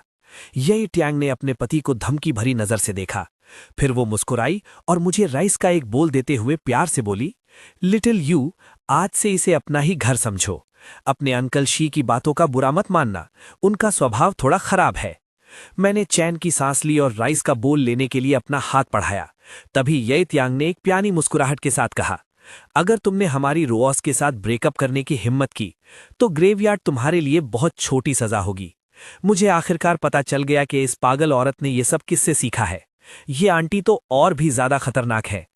एक्सी फैमिली के घर पर लंच खत्म करने के बाद मैं ग्रेवयार्ड में फेंके जाने से डर रहा था, इसीलिए मैंने ज्यादा देर रुकने की हिम्मत नहीं की और सीधा शीरू ओए के साथ कार में बैठ गया जोंग चोंग वापस जाने के लिए। बेटी खतरनाक है, माँ उससे भी ज्यादा खतरनाक है। किसी से भी पंगा लेना आसान नहीं है। खुशकिस्मती से कल शीरू ओए कंपनी में काम पर जा रही है तो मैं इस मुसीबत के समुद्र से बच सकता हूं। कार चाइनीज रेस्टोरेंट के सामने रुकी। मैं बाहर निकलने के लिए दरवाजा खोलने ही वाला था जब मैंने अपने बगल में बैठी शीरू ओए की ठंडी आवाज सुनी, कल से तुम्हें रोज मेरे लिए कंपनी में लंच लाना होगा, 3 डिशेस और 1 सूप। 1 महीने तक कुछ भी रिपीट नहीं होना चाहिए। मैं तुरंत नाखुश हो गया और बड़बड़ाया, ऐसा नहीं है कि तुम नहीं जानती कि मेरा रेस्टोरेंट दोपहर में कितना बिजी होता है। मेरे पास तुम्हारे लिए खाना लाने का वक्त कहाँ होगा? ये सुनकर शीरू ओए ने सीट के नीचे हाथ मारा और कुछ ढूंढने लगी। फिर उसने 2 अजीब किताबें बाहर निकाली। जब मैंने बुक कवर्स देखे तो मैंने जोर से गाली दी। डैम इट, मैंने उन्हें इतने अच्छे से छुपाया था, तुम्हें वो कैसे मिली? शीरू ओए ने छेड़ते हुए अपने हाथ में पकड़ी किताब के पन्ने पलटे, अपनी लंबी स्नो वाइट लेग्स को क्रॉस किया और मतलबी ढंग से मुस्कुराई। हनी, तुम नहीं चाहोगे कि ये बात बाहर निकल जाए कि तुम गंदी किताबें पढ़ते हो, है ना? मैंने कभी नहीं सोचा था कि तुम, जो आमतौर पर इतने शरीफ दिखते हो, ये सब देखना पसंद करोगे। मेरा चेहरा लाल हो गया और मैं उसे वापस छीनने के लिए आगे बढ़ने ही वाला था जब मैंने देखा कि शीरू ओए ने मुझे गुस्से से घूरा। मुझे 2 बार हल्का सा खांसना पड़ा और कहना पड़ा कि ये मुझे किसी और ने दी थी। उन्हें फेंक देना दुख की बात होती। ऐसा बिल्कुल नहीं है कि मुझे उन्हें पढ़ना पसंद है। ओ, सही कहा, लंच लाना था ना? कोई बात नहीं, ये मुझ पर छोड़ दो। मैं, वोंग यू, दूसरों की मदद करने से ज्यादा किसी चीज से प्यार नहीं करता। ये कहते हुए मैंने कार का दरवाजा खोला और वहां से निकल गया। मैंने अपने आप से सोचा, इस बार मैंने अपनी बहुत बेइज्जती करवा ली है। मेरी इमेज पूरी तरह बर्बाद हो गई है। मेरे जाने के बाद कार फिर से स्टार्ट हुई और जैंगचोंग में कोंग ब्रांच की तरफ बढ़ गई। जहां तक शीरू ओई की बात है, वो बड़े शौक से अपने हाथ में किताब लिए बैठी थी। किताब में उन लड़कियों को देख रही थी जिन्होंने ब्लैक स्टॉकिंग्स, लॉन्ग लेग्स और क्रिस्टल हाई हील्स पहनी थी, साथ ही एक चश्मा भी जो एक इंटेलेक्चुअल वाइब दे रहा था। उसके चेहरे पर एक सोचने वाला एक्सप्रेशन आया। उसने अपने आप से सोचा, तो इस आदमी को ये स्टाइल पसंद है ना? मैं किसी दिन इसे ट्राई कर सकती हूँ। जब मैं रेस्टोरेंट में दाखिल हुआ, लंच रश पहले ही खत्म हो चुका था। वहां सिर्फ कुछ बिखरी हुई टेबल्स पर कस्टमर्स खाना खा रहे थे। सिस्टर वोंग बिल सेटल कर रही थी। मुझे वापस देखकर वो मुस्कुराई और बोली, बॉस, आप आखिरकार वापस आ गए। शायद कल के चिंगमिंग फेस्टिवल की वजह से कस्टमर्स हमारे खाने के लिए तड़प रहे थे, इसलिए आज लंच के लिए बहुत भीड़ थी। इसने लिटिल यांग और थका दिया। ये सुनकर मैं उत्सुकता से पीछे किचन में देखने गया। मैंने यांग वी को जमीन पर लेटे हुए देखा। वो मुश्किल से सांस ले रहा था, सांस लेने से ज्यादा छोड़ रहा था। उसके पास डाओ हुआंग अपनी पूंछ हिला रहा था, लगातार उसके चेहरे पर मार रहा था।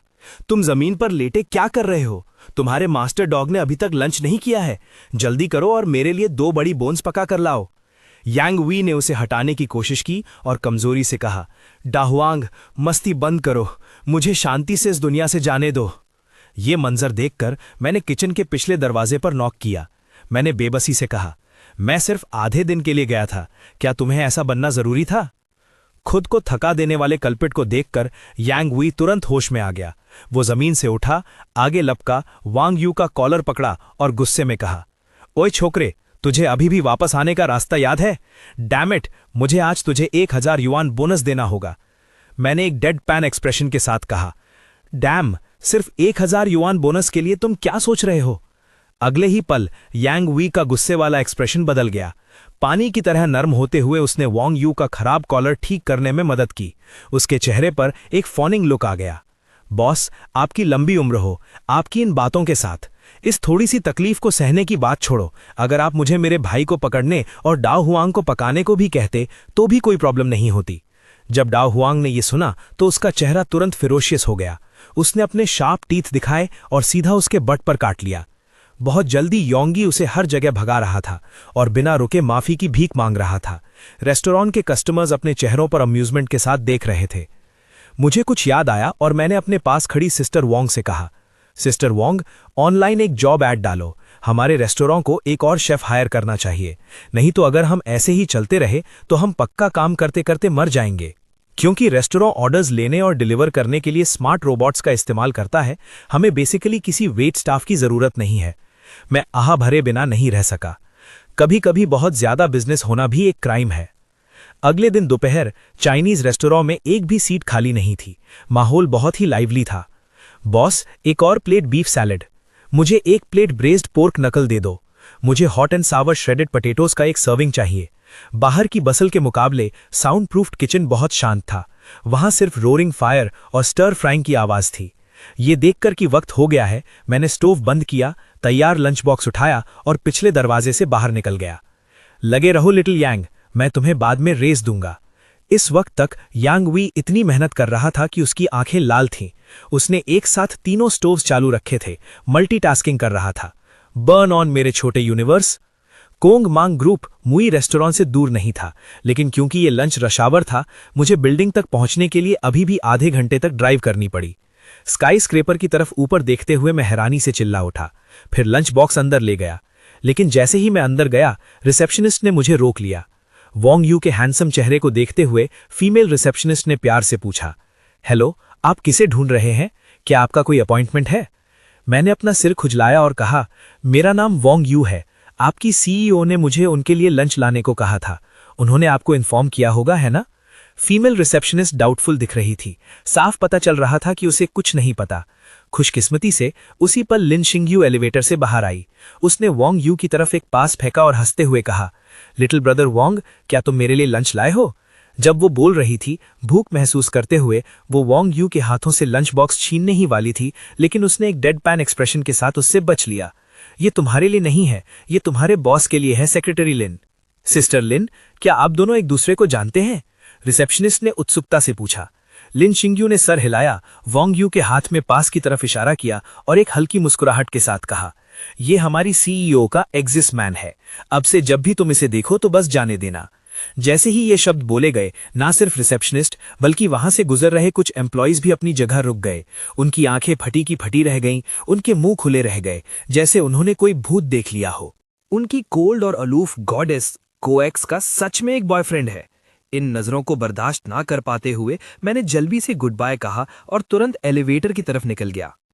मैं लंच डिलीवर करने में बिजी हूं, आप सब आपस में बात कर सकते हैं। लिनशिंग यू ने उसकी भागती हुई फिगर को देखा और अपनी जुबान चटाई। लगता है हमारा कोएक्स मैन थोड़ा शाय है। उसमें सच में एक छोटे पपी डॉग जैसी बात है, एक क्यूट यंग मैन। सीईओ के ऑफिस में शिरी हुए जल्दी से अपने हाथ के डॉक्यूमेंट्स रिव्यू कर रही थी, फिर उन्हें सही करके साइन करके सलीके से एक तरफ रख रही थी। इसी पल ऑफिस का दरवाजा खुला। कोई नॉक नहीं हुआ था। इससे जीरू, जो हमेशा रूल्स को वैल्यू करती थी, उसने गहरी तेवरी चढ़ाई। उसने ऊपर देखा, इस डिसरिस्पेक्टफुल इंसान को सबक सिखाने के लिए तैयार होते हुए। लेकिन जब उसने देखा कि वो वॉन्ग यू था, उसके दिल की डिससैटिस्फैक्शन तुरंत गायब हो गई। उसका मन एक एक्सेप्शन था।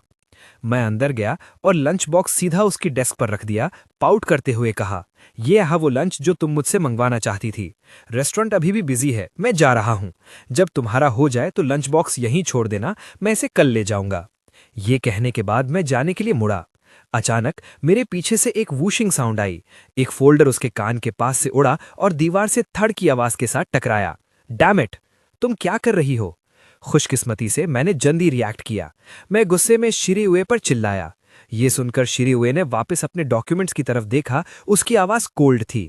ये कुछ नहीं था, मेरा हैंड स्लिप हो गया था, तुम जा सकते हो। मेरा हैंड स्लिप हो गया? मेरे मुंह का कोना ट्विच हुआ। तुम्हारा हैंड स्लिप हो गया और तुमने 10 मीटर दूर एक दीवार पर फोल्डर स्लाइड कर दिया। हाँ सही है, किसे बेवकूफ बना रही हो? वो साफ तौर पर मुझ पर निशाना लगा रही थी। मजबूर होकर मेरे पास वापस जाने, चेयर खींचने और उसके पास बैठने के अलावा कोई चारा नहीं था। फिर लंच बॉक्स से चॉपस्टिक्स निकाली।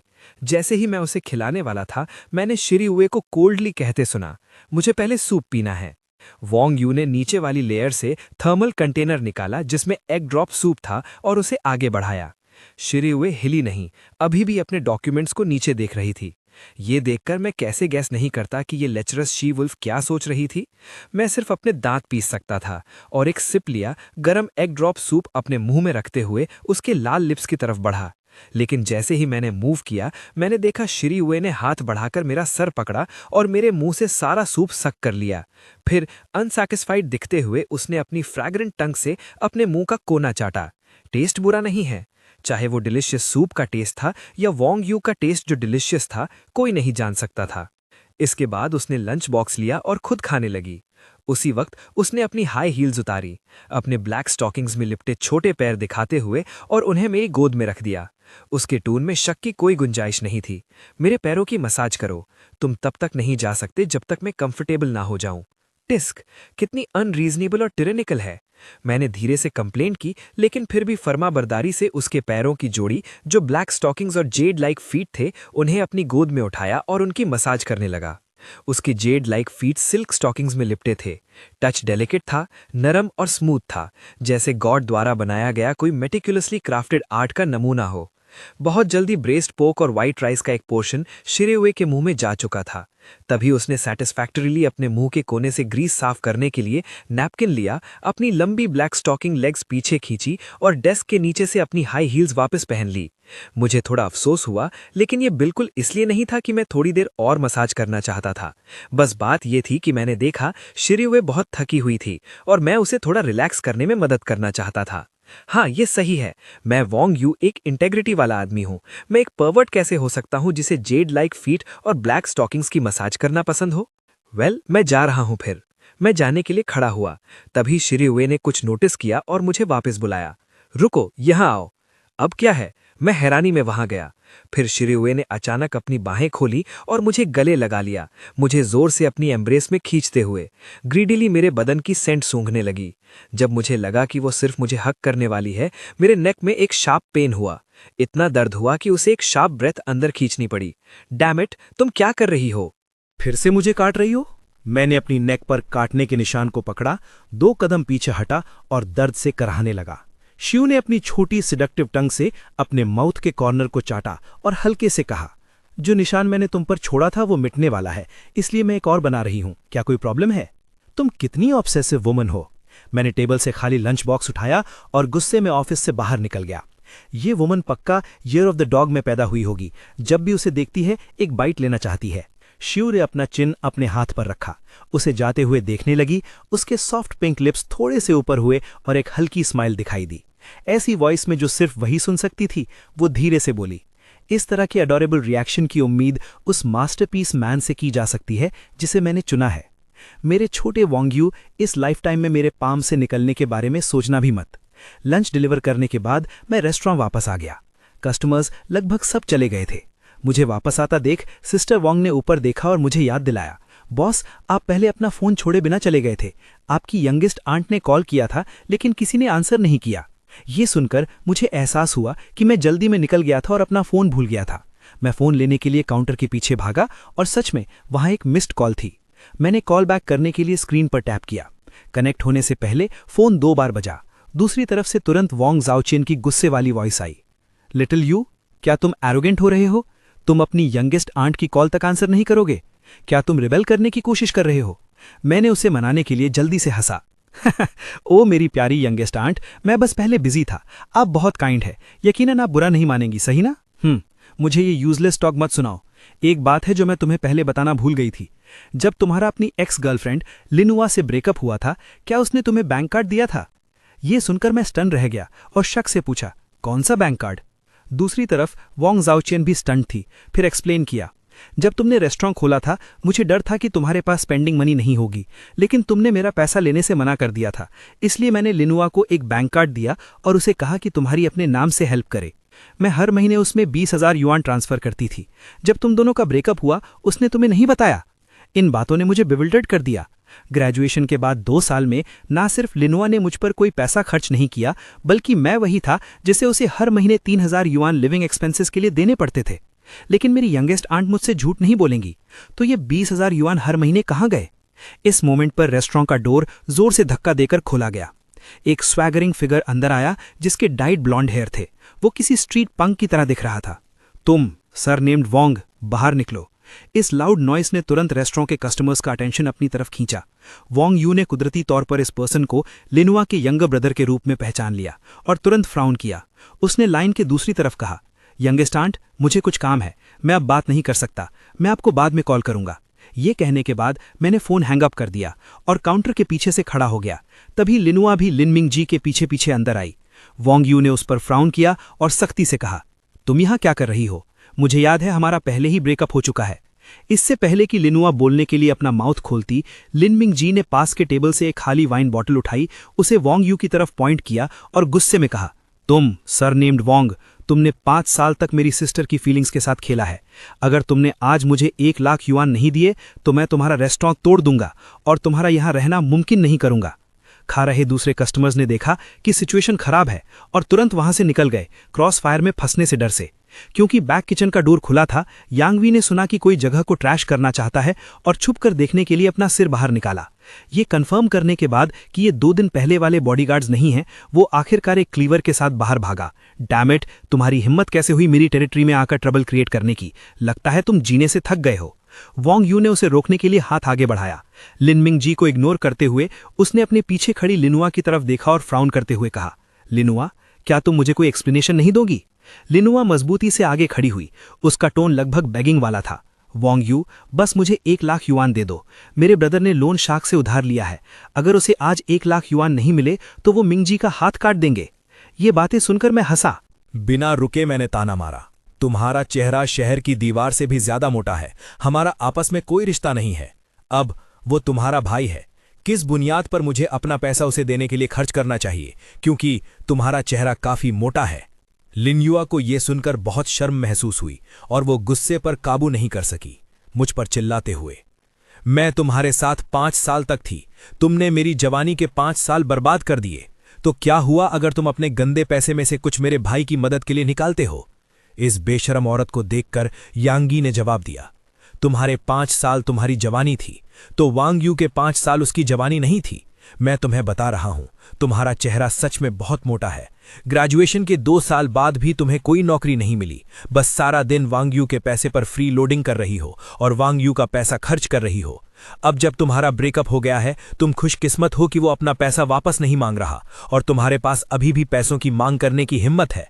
लिनुआ वापस बहस करना चाहती थी, लेकिन उसे कुछ समझ नहीं आया कि क्या कहे।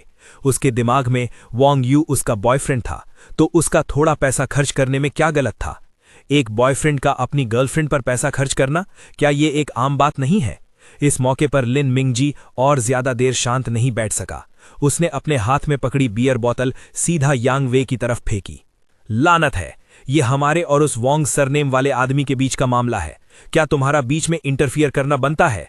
बियर बोतल हवा में एक आर्क बनाते हुए गई। उस हैरानी के पल में यांग वी ने डर के मारे अपनी आंखें बंद कर लीं। उसने सिर्फ बोतल के टूटने की आवाज सुनी और सिस्टर वोंग की डरी हुई आवाज सुनी। बॉस, क्या आप ठीक हैं? यांग वी ने अपनी आंखें खोली तो देखा कि वोंग यू ने उसे शील्ड किया था। उसके सर से चमकता हुआ लाल खून बह रहा था। ओल्ड वैंग, अगर कोई मामूली इंसान होता तो वो अब तक दर्द से चिल्लाते हुए जमीन पर गिर गया होता, लेकिन मैंने डेड पैन एक्सप्रेशन रखा जैसे मुझे कोई दर्द ना हो रहा हो। मैं फिर से लिन मिंगजी की तरफ मुड़ा, अपनी जेब से एक बैंक कार्ड निकाला और उसे फेंक दिया। मैंने ठंडे दिमाग से कहा, इस कार्ड में 1 लाख है। मैंने इसे असलियत में हमारी वेडिंग के लिए बचाया था। अगर तुम्हें मुझसे कॉम्पेंसेशन चाहिए तो इसे ले लो। ये सुनकर लिन मिंगजी ने इसे खुशी से ले लिया। यांग वी और सिस्टर वोंग दोनों ने वोंग यू की हरकत को हैरानी से देखा। ये समझ नहीं पा रहे थे कि उसने ऐसा क्यों किया। इस वक्त मैंने दोबारा लिन यू की तरफ देखा। मेरी काली आंखों में एक ठंडी चमक दिखी जिसने उसे बिना सोचे समझे कांपने पर मजबूर कर दिया। इस ठंडी नजर का सामना करते हुए उसने अनजाने में उसे अवॉइड किया। फिर उसने मुझे ठंडी आवाज में बोलते हुए सुना, तुम्हारा बिजनेस सेटल हो गया है तो अब हमें मेरा सेटल करना चाहिए। ये सुनकर लिन मिंगजी ने तेवर बदल लिए। तुम्हारा क्या मतलब है? मैंने ताना मारा। लिन युआ, 2 साल पहले तुम्हारी यंगेस्ट आंट ने तुम्हें एक कार्ड दिया था। वो उसमें हर महीने 20,000 ट्रांसफर करती थीं और अब तक ये लगभग 4,80,000 होना चाहिए, है ना? उसने असलियत में तुम्हें इसे मुझे देने के लिए कहा था, लेकिन तुमने इसे छुपा लिया और खुद इस्तेमाल किया, मुझ पर 1 पैसा भी खर्च नहीं किया। ओल्ड वैंग, मुझे बताओ, अगर ये कोर्ट में जाए तो क्या सेंटेंस होगी? यांग वी जो मेरे पास था तुरंत मेरा मतलब समझ गया। उसके चेहरे पर एक सिनिस्टर स्माइल आई। जैसे ही वो बोलने वाला था उसने एक पल के लिए सोचा और फिर भी अपना फोन निकालकर सर्च किया। फिर वो बोला, वो पैसा तुम्हारी यंगेस्ट आंट का है लिन युआ। तुम्हारी ये हरकत थेफ्ट से कम नहीं है। कोर्ट में तुम्हें 10 साल से ज्यादा की जेल की सजा होगी। साथ ही पिछले 5 सालों में तुमने वांग यू के कम से कम 2 लाख खर्च किए हैं। मुमकिन है कि तुम्हें लाइफ सेंटेंस मिल जाए। वांग यू को ये जिक्र करते सुनकर लिनुआ का चेहरा तुरंत मुर्दा जैसा पीला पड़ गया। उसने कभी नहीं सोचा था कि वांग यू को इस बारे में पहले से पता होगा। असलियत में उसने इस 1 लाख युआन को लेकर कहीं छुपने का प्लान किया था, ताकि अगर वांग यू उसे ढूंढना भी चाहे तो ना ढूंढ सके। लेकिन उसने कभी नहीं सोचा था कि उसे पहले से पता होगा। लिन मिंगजी ने शक के साथ उसकी तरफ सिर घुमाया। उसका पीला चेहरा देखकर वो तुरंत समझ गया कि वांग यू ने जो कहा वो शायद सच था, लेकिन उससे वो 1 लाख युआन छोड़ने को कहना जो उसने पकड़ा हुआ था बिल्कुल नामुमकिन था। ये तुम्हारे और उसके बीच का मामला है। इससे मेरा कोई लेना देना नहीं है। लिन मिंगजी ने बिना किसी हेजिटेशन के अपनी ही सिस्टर को अबैंडन करने का फैसला किया और रेस्टोरेंट से सीधा बाहर निकल गया। लिन यो को भी उम्मीद नहीं थी कि उसका ब्रदर उसे इतनी डिसाइसिवली अबैंडन कर देगा और वो और भी ज्यादा पैनिक महसूस करने लगी। वो अभी बहुत यंग थी, वो अपनी बाकी जिंदगी प्रिजन में नहीं बिताना चाहती थी। लिन मिंगजी के जाने के बाद मैंने अपने पास खड़े योंग वे को एक मीनिंगफुल लुक दिया। वो तुरंत समझ गया और नोट किया, अपने हाथ में क्लीवर लिया और चुपके से बैक किचन में चला गया। मेरा पैसा, वांग यू का पैसा लेना इतना आसान नहीं है। वांग यू, मुझे पता है मैं गलत थी, मुझे सच में पता है मैं गलत थी। प्लीज मुझ पर सू मत करो, ठीक है? लिन यू तेजी से आगे बढ़ी और मेरा आर्म पकड़ लिया। उसकी आंखें प्लीडिंग थी, वो पिटीफुल लग रही थी। कुछ याद करते हुए उसके दिल में उम्मीद की एक किरण जागी और उसने एक्सपेक्टेंट आंखों से कहा, सही है, मैंने तुम्हें माफ किया, चलो फिर से साथ हो जाते हैं। पहले की तरह मैं तुम्हें और भी ज्यादा प्यार करूंगी, ठीक है? अगर ये पहले की बात होती तो ये बातें सुनकर शायद मैं इतना खुश होता कि पूरी रात सो नहीं पाता। लेकिन अब मैंने लिन यू का हाथ झटक दिया और कोल्ड होकर कहा, तुम वही काटोगे जो तुमने बोया है। अब मैं सब समझ गया हूं, तुमने कभी मुझे पसंद नहीं किया। पिछले 5 साल से तुमने मेरी यंगेस्ट आंट के पैसे लिए हर जगह अपनी वैनिटी सेटिस्फाई करती रही, लेकिन तुमने मेरे लिए कभी एक सेट क्लोथ्स तक नहीं खरीदे। निकल जाओ, घर जाओ और मेरे लॉयर के लेटर का इंतजार करो। लोगों को हमेशा अपनी गलतियों की प्राइस चुकानी पड़ती है। लिन यू हार नहीं मानने वाली थी, वो अब भी अपनी लक ट्राई करना चाहती थी। मैंने सीधा बैक किचन में चिल्लाकर कहा, डावांग, गेस्ट को बाहर छोड़ो। डा हुआंग बैक किचन से तेजी से बाहर आया और लिन यू को देखते ही उस पर चार्ज कर दिया, अपने शार्प टीथ दिखाते हुए। अगर उसने काट लिया होता तो फ्लैश का एक चंक जरूर निकल जाता। लिन यू इतना डर गई कि वो मुड़ी और भाग गई। तुम दूर रहो बीस्ट, तुम्हारी हिम्मत कैसे हुई मुझे बाइट करने की? डा हुआंग उसके पीछे पीछे भागा। कभी कभी लिन यू के बट पर स्नैप मार रहा था। ये सीन देखने में सच में सैटिस्फाइंग था। मैसी रेस्टोरेंट में सिस्टर वोंग ने वोंग यू को बैंडेज करने के लिए गॉज ढूंढी। मेरा वूंड देखने के बाद उसने फ्राउन किया और कहा, बॉस आपकी स्किन ब्रेक हो गई है, मुझे डर है कि आपको हॉस्पिटल जाकर कुछ स्टिचेस की जरूरत पड़ेगी। आज आफ्टरनून लिटिल योंग को शॉप देखने दो, आपको हॉस्पिटल जाकर अपना वूंड ट्रीट करवाना चाहिए। ठीक है, तो मैं रेस्टोरेंट तुम्हारे और यांग वे के भरोसे छोड़ता हूं। वोंग यू स्टबर्न नहीं था। उसने सिस्टर वोंग के वूंड बैंडेज खत्म करने का इंतजार किया, फिर बाहर चला गया। उसी वक्त रेस्टोरेंट से ज्यादा दूर नहीं, एक स्ट्रीट पर एक एक्साइटेड लिन मिंगजी ने अपने हाथ में बैंक कार्ड टाइटली पकड़ा हुआ था। वो ऐसे चल रहा था जैसे हवा में हो। इन 100,000 यूएन से वो अपना डेट पे कर सकता था और उसे अपना हाथ चॉप करवाने की जरूरत नहीं पड़ती। रही बात लिन यू की, उसका उससे क्या लेना देना था? अगर लिन यू को पता चलता कि वो ब्रदर जिसका उसने हमेशा डिफेंड किया ऐसे थॉट्स रखता है, तो वो शायद इतनी गुस्सा होती कि खून की उल्टी कर देती। जैसे ही लिन मिंगजी एक एली इंटरसेक्शन से गुजर रहा था, उसकी विजन अचानक डार्क हो गई और उसके नी पर किसी हार्ड चीज से वार हुआ, जिससे वो दर्द में चिल्ला उठा। कौन ब्लाइंड बास्टर्ड है? जानते हो मैं कौन हूं? तुम्हारी हिम्मत कैसे हुई मुझ पर हाथ उठाने की? अटैकर योंग वे के अलावा कौन हो सकता था? उसने लिन मिंगजी के सर पर एक यूरिया सैक फेंक दिया, फिर उसे सीधा पास की एक डार्क एली में ड्रैग कर लिया ताकि दूसरे देख न सकें। फिर उसने मॉकिंगली एक बड़ी बोन उठाई जो उसने डा हुआंग के कैनल से चुराई थी और उसके सर पर दे मारा। क्या तुम बहुत टफ बन रहे थे? अब देखते हैं तुम्हारी टफनेस। लिन मिंगजी के सर पर लगातार हैवी ब्लोज बरसने लगे, जिससे वो जमीन पर रोल करने लगा और एगनी में चिल्ला उठा। खास करके यूरिया सैक की वो स्ट्रॉन्ग और पंजेंट स्मेल से उसे पिछली रात का डिनर थ्रो अप होने वाला था। बहुत देर बाद उसने आखिरकार मर्सी के लिए बैक किया। ग्रेट हीरो, मेरी जान बख्श दो, मैं सच में गलत था। आखिरकार योंग वे इतने वक्त से वोंग यू के साथ रह रहा था और वॉक के साथ ट्रेनिंग कर रहा था।